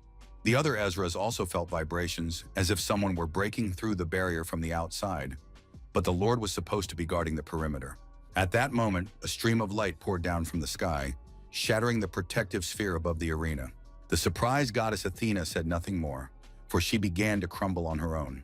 Rimu saw that the barrier had been destroyed. It was simply unreal. Could Lord Zeus have intervened and destroyed the barrier with his lightning? But then everyone realized that the situation had worsened not because of Zeus, but because Sora Mukajima had somehow managed to intervene to save his parents. Rimu realized that the lightning spear Sora had hurled at the protective barrier was a technique known only to the gods. As soon as the protective barrier was breached, Lady Yu and the monk were able to cast defensive spells in the form of a magic shield and a diamond veil to protect Lord Mukajima. The mother shouted at her son to ignore his father and focus on his opponent, and Sora immediately sent a lightning spear at Ezra Ada's face. Ezra hadn't expected this at all. He cursed and swore, staring at his ruined face. He didn't care that this brat had broken through the barrier. It was already too late, and his father had already become a plaything in Ezra Ada's hands. Jiro instantly conjured a stone pedestal, which Sora used to push off for his next attack. Now Sora was rapidly closing in on the hand that was gripping his father. He wanted to destroy it and take the man back to lift the curse from him. Ezra Ida screamed loudly. He couldn't believe his eyes and stared in astonishment at the remnant of his arm. Now he had no hand, and it was completely unclear how this had happened to him. The enormous hand, severed at the elbow, fell to the ground, still clutching the samurai within it. Sora ran to the severed hand, pried open the fingers clutching his father, and lifted the man to help him leave the arena. Sora shouted that he wouldn't let anyone die while he was there. After that, the young man encouraged his father, saying he'd held up great. Sora told his father that this skeleton wasn't a problem at all, but that the guy behind the barrier who shoots lightning was really strong. The young man admitted that this was the strongest opponent he had faced since leaving the abyss. Rishmukai was very pleased, for Sora Mukajima, whom they had been waiting for so long, had finally appeared, and he hurled bolts of lightning. And although these lightning bolts didn't hurt Sora, something still felt strange. It was as if they had passed right through him, and it was unclear what their purpose was. Besides, it was strange how easily the barrier had been destroyed. Sora decided not to dwell on it for now. He carried his father to his friends so they could help the man recover. As for the young man himself, he had to fight the leader of the Esrov, who had deliberately staged this whole circus for his sake. Mukai looked down at the boy from above. A huge dragon stood beside him, and the whole scene looked rather amusing. Hiro had already come to his senses and declared, if the barrier had been destroyed, then they no longer had to worry about the rules established by the goddess Athena. The very next moment, Hiro approached the monk and challenged him to a rematch, unafraid of the rules. Rimu found all this very strange. She noticed that the Lord wasn't stopping Hiro. Perhaps the Lord wanted to gauge Hiro's true strength without any restrictions. And now such an opportunity had arisen. The girl realized she shouldn't stand on the sidelines. She hadn't participated in the fight at all today. However, it wasn't just her. Kaichi was standing there too, as if he'd simply come here to watch a movie and have some fun. The assassin asked her not to worry about him, since he only appeared at the right moments and would definitely join the fight when he deemed it necessary. Rimu called out to Shiraya, saying that he had merely lost an arm, so there was no need to act like he was dying. He needed to get back in the fray and fight everyone. Shiraya was very upset that he had nearly lost this battle, so he wanted revenge and had no intention of sitting on the sidelines. He immediately rushed into the attack, saying that no one would snatch victory from him. The young man asked Jiro to take care of his parents and said he would handle everything else. Jiro, as the master of stone, immediately created a protective barrier around himself and the Mukajima couple to give the leader a chance to recover. Sora stood before the stone barrier and waited for his first opponent to approach. Once he realized his family and loved ones were safe, Sora decided it was time to give it his all. He would kill anyone who laid a finger on his father and mother. Meanwhile, Hiro was fighting the monk. The two exchanged blows, and so far, the duel had been fairly calm. Suddenly, Sora appeared between them, kicking Hiro and sending him flying away from the monk. Hiro was very surprised by the incredible speed this boy had displayed. He immediately summoned his venomous snake and demanded that they stop underestimating him. Sora leaped toward his opponent in a single bound and broke his arm with a kick, shattering the bones into tiny pieces. Hiro flew past his friend at tremendous speed and came to a halt, crashing violently into a stone wall. Rimu realized that her companion wasn't capable of withstanding even a single blow, a real idiot in a chatterbox. Sora asked the monk to do something about these spirits approaching them from all sides, sent by the god Ada's Esram. The monk immediately began to pray and invoke nirvana. With the help of sacred light, he bound the spirits together. It soon became clear that the spirits of Shirai were completely powerless and useless against the monk. That's what happens when opponents are poorly matched in terms of their ranks and categories. The girl immediately pulled out her Valkyrie shield and hurled it at the monk, intending to knock him off his feet. However, Sora calmly stopped the flying Valkyrie shield with his hand, catching it as if it were a toy flying saucer. Rima didn't want to fight this monster herself, but now she had no choice. She aimed her sword at Sora. However, he grabbed her arm before she could strike. After that, the young man, though he certainly didn't like to hurt women, knocked the sword out of her hands and struck her face with his shield with all his might. Rimu's face was shattered, her bones broken, and the girl couldn't understand why the Lord was watching this fight and not intervening. Mokai was high in the sky, looking down at his subordinates who had proven to be useless scum. The Lord addressed them, loading his enormous bow with arrows of lightning, and said that his assistants had forgotten they were under a debilitating curse. And now the Lord was about to strike a blow that he dedicated to the wife of the guildmaster, Lady Y. Monk Yukio sensed powerful waves of divine energy and realized that the main villain was aiming at Lady Yu. Something had to be done immediately, and of course it was reckless. But there was no choice left. The monk removed the blindfold. He wanted to activate the Okaderm as soon as possible. The Lord turned to the monk and told him not to even hope for it. He wouldn't give him time to recite the mantra in full. Yukio stared intently at the villain and realized that things were very bad. The next moment, a massive and powerful attack struck the stone protective dome where Sora's parents were hiding. At that moment, Sora was engrossed in the battle, and when the explosion that struck everything around them rang out, the young man could only watch what was happening from the sidelines. That powerful explosion completely destroyed the stone structure in a single blow, and now it was just a pile of rubble, among which he saw a lifeless hand hanging down. Sora rushed toward the hand, realizing it was his mother, buried under the rubble, crushed, and possibly already dead. Before the young man could reach the pile of rocks to dig the woman out, he noticed Valkyrie's shield hurtling toward his head at tremendous speed. The young man was furious, and he struck the shield with all his might so that no one would dare stand in his way. But something was wrong, because the Valkyrie's shield now possessed a completely different power, and the young man felt a sharp pain in his arm. Rima leapt toward the boy. She was now confident in her strength and hoped that Sora wouldn't underestimate her, because the curse of weakness had been lifted.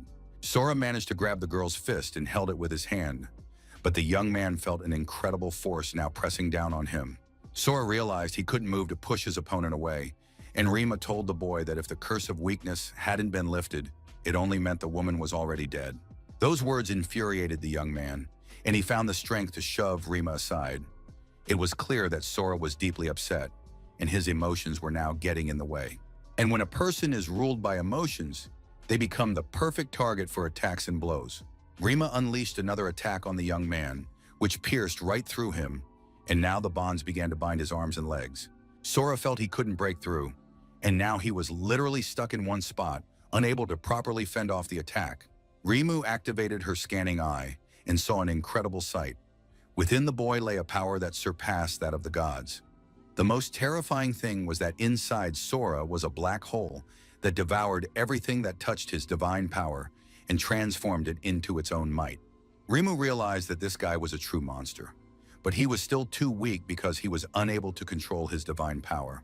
Rimu now understood why the Lord had ordered this boy's death. He could not be left alive, and the girl activated her sacred aura, which boosted her strength from physical attacks. The girl turned to her companions, Shirai and Kaichi, and asked to borrow their strength so she could kill Sora. Shirai was also very pleased. Finally, his curse had been lifted, and now he could summon his weapon. Everyone understood that they had to get rid of Sora and kill him before he realized his power. And just at that moment, the assassin launched his attack. Once Sora learned to control his divine power, no one would be able to defeat him, and not even the gods could stop him. Enemies were closing in from all sides, and Sora stared at his mother's hand, tears blurring his vision. The longer the young man looked at her hand, the more it seemed to him that it was moving. And indeed, the moment came when the woman wiggled her fingers, and it became clear that she was still alive. A new portion of the curse, namely the soul chain, was directed against all those Isars who wanted to kill her beloved boy. Lady Yumukajima, having placed the chains of the soul upon the villains, stretched out her hand and called her son to her. The Ezras looked as if they were flies caught in a spider's web. They tried to break the soul chains, but simply froze in place. Sora took advantage of the situation and scattered the stones with his hands. Unfortunately, what he found there upset him greatly. His father and Jiro were dead, and his mother was showing signs of life. Sora began tearing at his hair, blaming himself for letting this happen. However, the woman tried to calm her son, despite her pain and physical condition. His mother asked her son not to worry about them and to leave the arena immediately, because he was incapable of doing it alone, and no one else would be able to withstand a battle against these opponents. From now on, the young man must stand firmly on his own 2 feet, and his mother would watch over her beloved son from heaven. The assassin Kaichi saw his opponent weeping over his dying mother and realized this was his chance. Kaichi was no honorable warrior. He did not let the man mourn the loss of his mother and began attacking Sora from behind, drawing his weapon. And just as his knife was about to pierce the unfortunate young man's body, Sora turned and looked the assassin in the eye.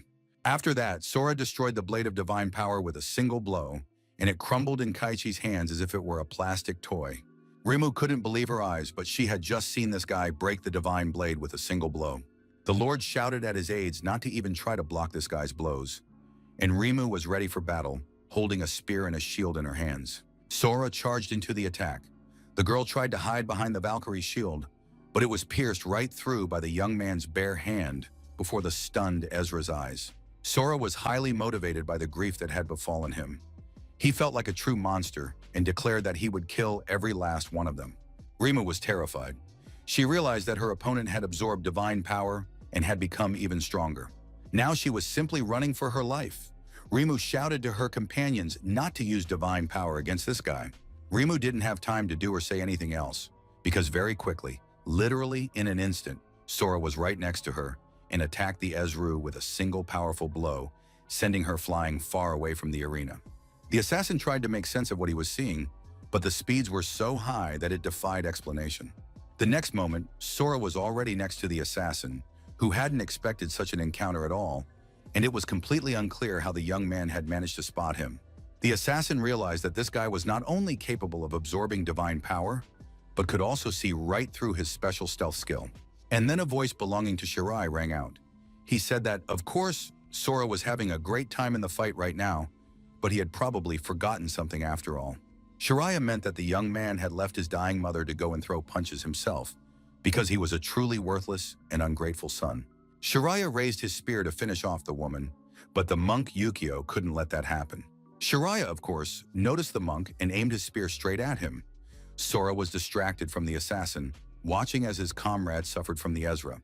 The assassin was lucky. To his fortune and surprise, Sora left him and rushed off to save his loved ones from Shirai. So far, everything was going exactly as they had wanted and planned. The Ezras were distracting the young man from one another, forcing him to constantly switch between opponents. In this way, they conserved their strength, managed to recover, and attack. At that very moment, Shirai was already ready to unleash the flames of death upon the woman, who was still showing signs of life. The attack was already in full swing, but suddenly Shirai realized that his attack had abruptly stopped. When the smoke cleared, it became clear that Sora had managed to step between him and his mother and block the attack. Shiraya looked at the young man with great interest and surprise. He understood that something was about to happen because the boy was capable of absorbing divine power. Shiraya declared that he would now test how long this man would last and how many attacks he could withstand. Esar, the god of Ada, activated the flame of death once more and directed it at Sora. Rimu finally came to her senses and shouted at her companion not to act like an idiot, because right now Shiraya was simply feeding their opponent experience points. Divine power wouldn't help against a guy like this, just as close combat wouldn't. The girl had already experienced this firsthand. Shiraya unleashed a third attack of the Flame of Death, and of course it was useless against Sora. This time Rimu was ahead of all her companions. She realized that divine power couldn't cause any harm, so she channeled the power into the stones, and at that speed, they were just as deadly as bullets. Perhaps the girl wouldn't be able to kill Sora with these stones, but she would destroy his dying mother easily and simply, and now Sora was forced to deflect the stones. Rimu watched with delight as the boy gave it his all, deflecting every stone flying at him and his mother. And then other Ezras joined in on the stone barrage. They were desperate to see Sora Mukajima die right then and there. No matter how hard the young man tried to fend off the barrage of stones, he couldn't cope with their sheer number, speed, and force. Soon, some stones began to hit the unfortunate woman, and she was already begging her son to let her die in peace. But Sora wouldn't agree. He didn't want to give up and said that if he couldn't protect his family, what was the point of living at all? Lord Mukai said that this touching scene of love for his family made him sick to his stomach. The villain prepared a special arrow, and it didn't matter that the young man could absorb divine power. The Lord intended to put an end to this futile resistance, and he drew the scissors of Atropos. This ancient relic belonged to the gods who weave destinies, and the scissors of Atropos are capable of cutting even the divine. If used as an arrow and fired from a massive bow, no one would be able to block them. Lord Mukai said that he would sever the boy's very fate with these scissors. Meanwhile, Monk Yukio had come to his senses after the battle.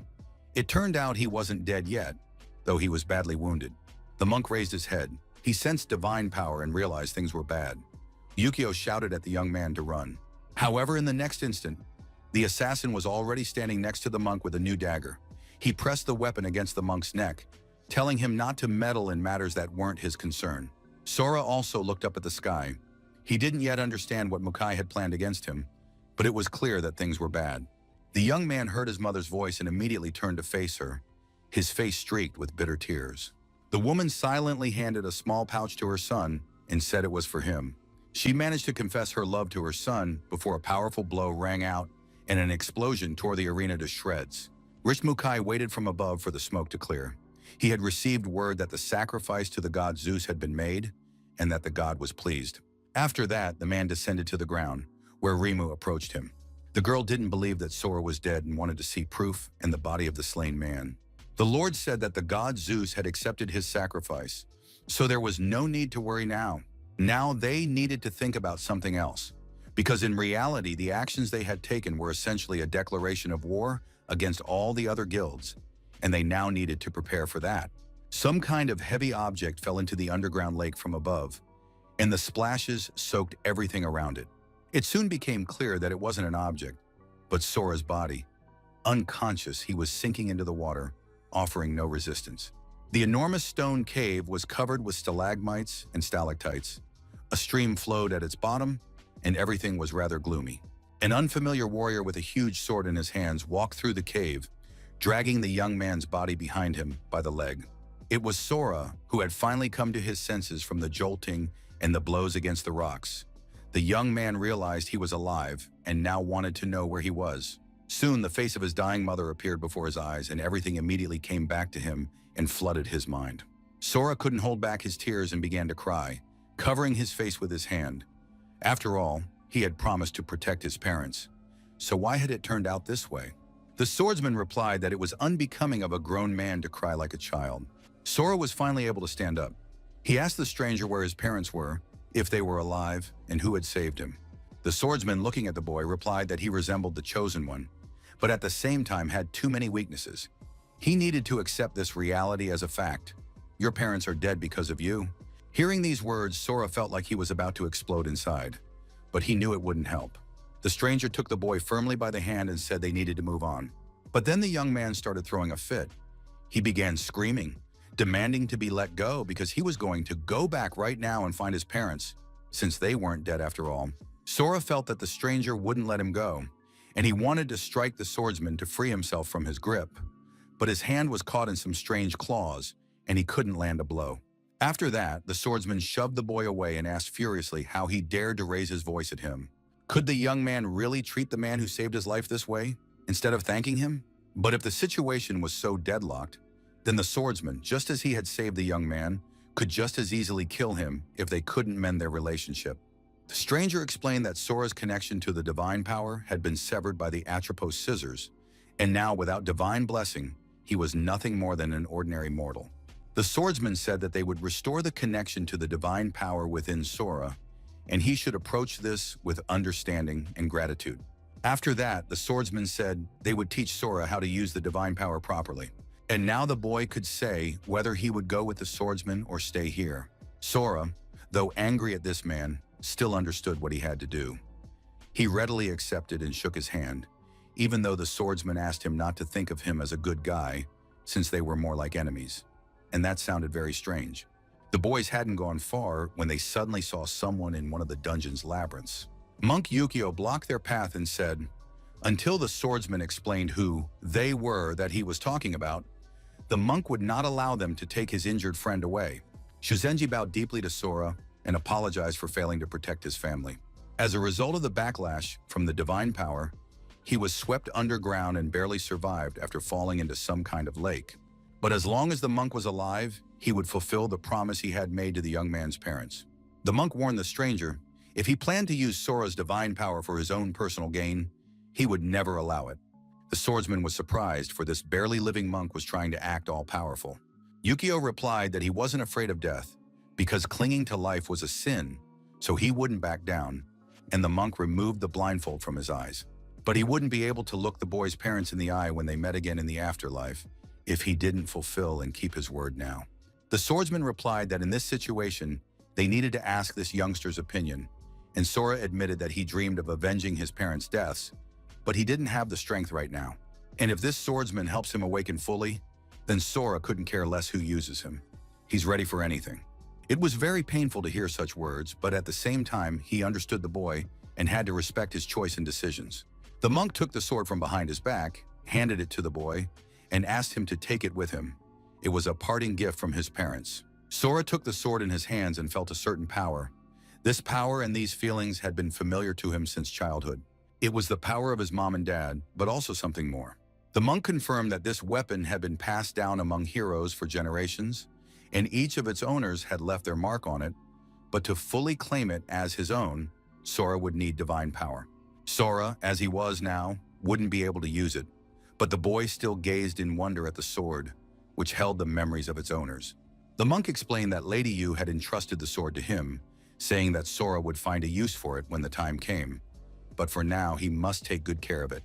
Sora understood that the time would come, and he also thought that his mother had used her gift of foresight and knew exactly what she was talking about. The swordsman was tired of waiting and asked if the boys had finished their conversation or not. And now the three of them were walking through the long underground labyrinths. Sora told them how he had ended up in the tower, then escaped from it, then met his mom and dad again, and then lost them once more. And now the young man didn't understand where he was going at all, or what lay ahead of him. At that very moment, some strange creature sat on a throne. For many years it had shown no signs of life, but at that very moment, its eyes lit up with a bright light. The trio had been walking through some underground corridors for quite some time. The monk didn't even know there was such a vast space beneath the sixth refuge. The swordsman didn't understand why the monk had tagged along with them, but Yukio replied that he planned to protect the son of his deceased friend. The swordsman thought this was utter nonsense. The boy could easily beat up someone like the monk. Did he really need his protection? Yukio was very humble. He said that even if the boy didn't need his protection, he would do it at the cost of his own life. The fact was that Mrs. Yu had once warned them. If they followed her instructions, it would be better for everyone. However, after that, what happened happened.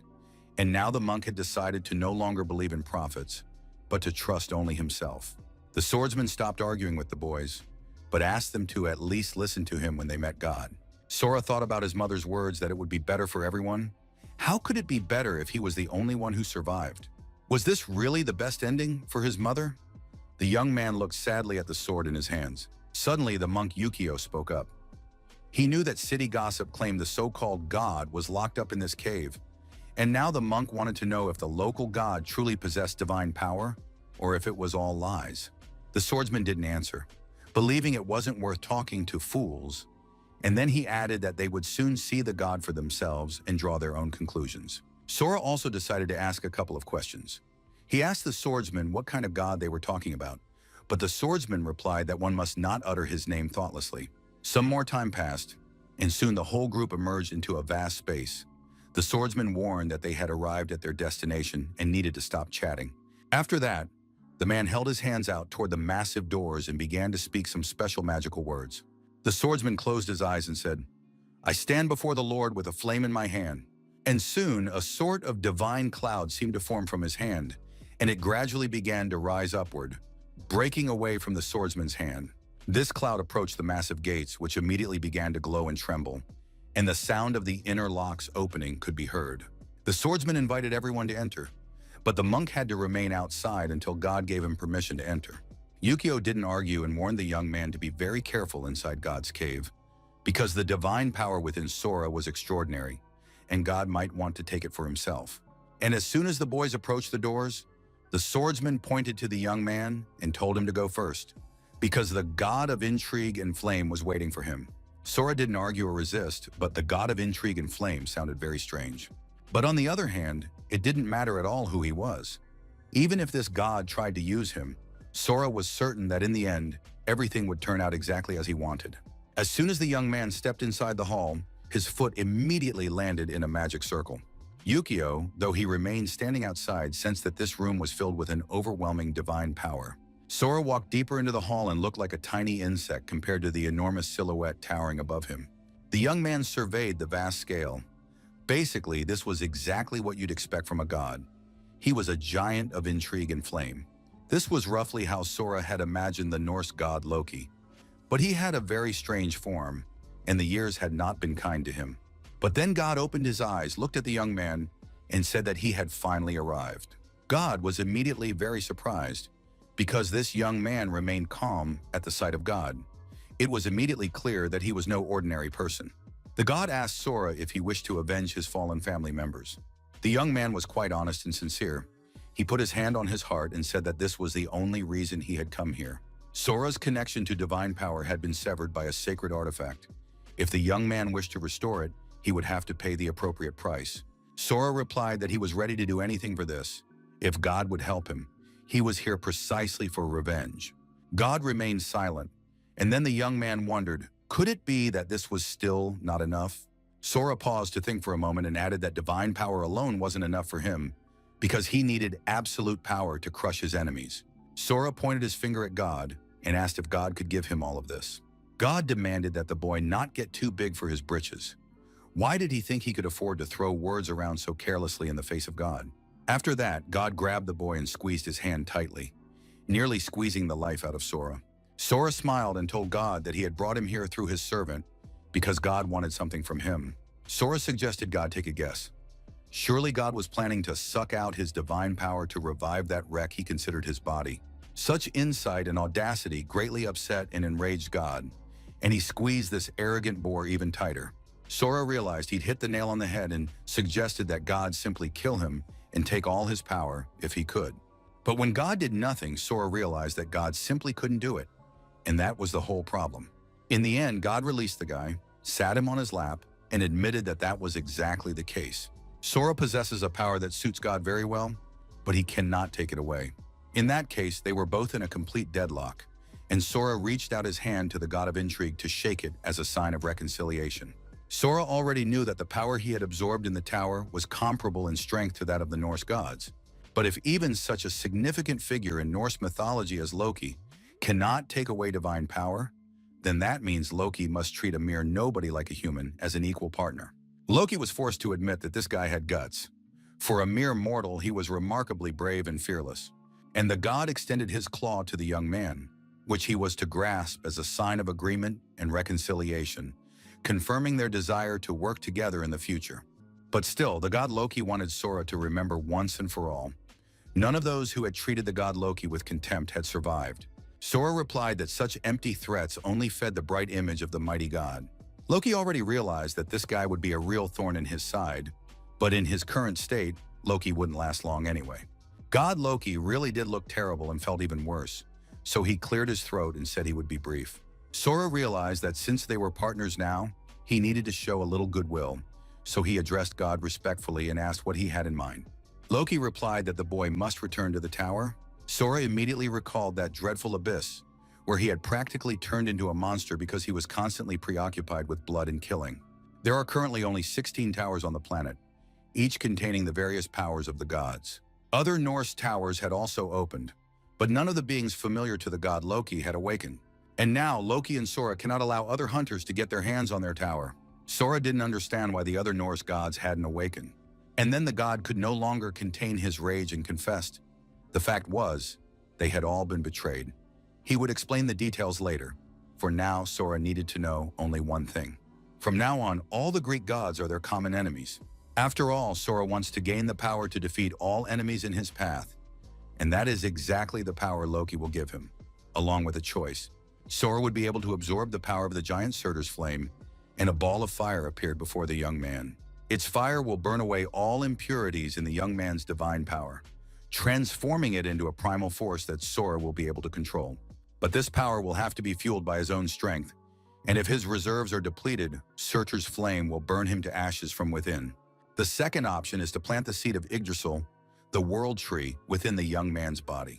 It will then begin to evolve, transforming him into a suitable vessel for divine powers, capable of calmly mastering any divine power. But it would take years for this power to grow. This is the longest path, and Sora is unlikely to like it. The young man understood that the flame of Surtur would parasitize within him, and that it would take an eternity to wait for the fruits of the world tree. But it turned out there was a third option, to use the first and second. In this case, the world tree would grow faster, fueled by Surtur's fire, and the flame would burn away excess shoots, lightening the burden on the boy's body. But in the end, Sora will be doomed, and Ragnarok himself will come for his soul. Losing control for even a moment, Sora will immediately turn to the ashes of madness. That was all the god of intrigue and flame could offer, and now he waited to see what the young man would choose. Sora replied that there was no choice for him here at all. Of course, he would take it all right away. The god Loki was delighted with the boy, believing him to have a wonderful spirit, and now Sora's body was bursting with new sensations. It felt as though he were burning entirely from within. A few moments later, marks appeared on his arms. Divine marks of fire and tree. The young man screamed loudly and writhed, while the god Loki explained that opposing forces were beginning to merge within his body. And while the rebirth was taking place, the god Loki pondered the oddities of life. Who would have known that the last hope of the Norse gods would end up in the hands of a mere mortal? At that very moment, somewhere in the city, the god of darkness, Fudel, was fighting a monster in a miraculous way. But suddenly his body seemed to start twisting, and he felt sick. At some point, Fudel realized that someone was stealing all his divine power right then and there. He would not allow anyone to invade the Scandinavian tower, and already the bodies of those who had tried to get in lay scattered around him. Several opposing forces met in the town square. Once again, they had to divide the territory. Mukai addressed the military. He said that there were now 17 towers. He was absolutely certain of this. The Lord was also certain that all these towers would belong to him and his supporters. Meanwhile, Sora, who was in the dungeon, was trying to coordinate the work of all his entities, but so far he had not succeeded. The swordsman and the monk looked very alarmed as they watched what was happening in the divine hall. The swordsman couldn't believe his eyes that this insolent youngster was about to absorb two opposing forces. Swordsman Yukio believed in the boy and prayed that Sora would endure this rebirth and trial. Sora finally came to his senses and looked around. Soon he saw a huge tree with many branches and realized that this was his spiritual world. It was the world tree, the seed of which he had planted within his own body. The young man noticed God sitting there with a book. He was completely engrossed in reading and didn't react to the boy at all. But soon he noticed that this mysterious being had stopped reading and was now looking at him. He said that the chaotic divine power contained within the young man allowed one to read the past. The deity said that the young man's entire spiritual world had been burned to the ground by the flames of rage. As a messenger of Yggdrasil, he could not bear to witness such a tragedy as the loss of parents, and now asked the young man for permission to restore this desolate land to its former flourishing state. Sora agreed, of course, but it was clear that this would not come for free. The god confirmed that this was indeed the case, but among humans, this is usually called a mutual benefit. The deity wanted Sora to choose him as his guardian, but the young man didn't understand who he was. But at that moment, someone let out a wild scream, warning the boy not to let himself be fooled. Flaming axes flew through the air, spinning like shurikens, and a few moments later the fire swordsman appeared before the deity with the book and cut off the green creature's head. The fire deity said that this green creature wanted to make the boy a slave of Yggdrasil and use him to turn the human world into food for the world tree. And now both representatives of the elements stood near Sora, and he had to somehow reconcile himself with them and them with each other. The tree insisted that they couldn't take the keeper, because the flames would burn the poor boy to ashes. And now a conflict had begun between the two elements, and they had once again resorted to quarrels and mutual accusations. The flame of Surtra asked if he had seen the green inner world of this unfortunate child. After all, everything inside was burned to ashes, except for this world tree. In the end, they stopped quarreling among themselves and turned to Sora, so that the boy himself could choose who would be his guardian. But before making a decision, the young man had to carefully read several pages from the magic book. The green guardian tore the pages from the book and handed them to the young man. It was the Book of the Essers. To become an ESR, a person must do several things. First, they must choose a guardian who will convey God's will, and then they will become a candidate for the ESRs. This person must enter the abyss and battle other candidates. After that, the winner will become an ESR, receive divine armor, and earn the right to enter the tower. The guardian guides his Ezra, grants him power, and punishes him for bad deeds. Ezra's divine armor allows him to borrow power from the gods themselves. The representative of the flame was very angry at this green old man, believing he should have been burned immediately. Sora realized that these two parts of him were fighting each other for the right to be his guardians. Flame and tree, founders from Norse mythology, are fighting over the young man. It's simply astonishing, since anyone would dream of being in his place. Both representatives waited with bated breath to see which of them he would choose. But the young man said that this pair didn't have a clue who they were dealing with. They act as if they've condescended to him or something along those lines. And they hope that whoever Sora chooses is destined to be a slave or something like that. But now the guy is going to explain the whole truth of life to them, because they are his pawns. Sora clamped both representatives in his hands and said that they were completely at his mercy and didn't need to act all-powerful. The flame of Surtra screamed pitifully as the young man shoved it into his mouth. After that, it was time to devour the spirit of the tree, which also went down his throat. Sora chewed both of his meals thoroughly, for his mother had always told him that one must chew well. It aids digestion. Sora gazed into his inner world and realized that from this day forward, even the gods would be his prey. Sora returned to his world, and with a light flick of his wrist, destroyed the sword he had been holding. The god of intrigue and flame waited patiently for it all to end and asked the boy what he had chosen, though Loki didn't really care, since Sora had fallen into his trap either way. Sora didn't answer the god's question. It seemed he was still thinking and pondering something. Finally, the boy looked at the god and asked if Loki really couldn't see for himself what he had chosen. After that, Sora jumped down from God's lap, saying bye to him as he left. Loki was deep in thought because he had seen an unusual symbol on the boy's arm. It belonged neither to the flames of Surtur nor to the world tree. The god Loki realized that the young man had absorbed both, but that was impossible. No sooner had the military and Tiger's Roar sorted things out among themselves than news arrived that the first candidate for the 17th Tower's ESR had appeared. Rish Mukai was furious. He couldn't understand who could have beaten him to it. Ms. Tonosaki didn't know what to make of it either. Could there really be a traitor operating behind the scenes? And now former enemies. But from this moment on, allies rushed toward the 17th tower in order to fight their way in and become its Ezras as well.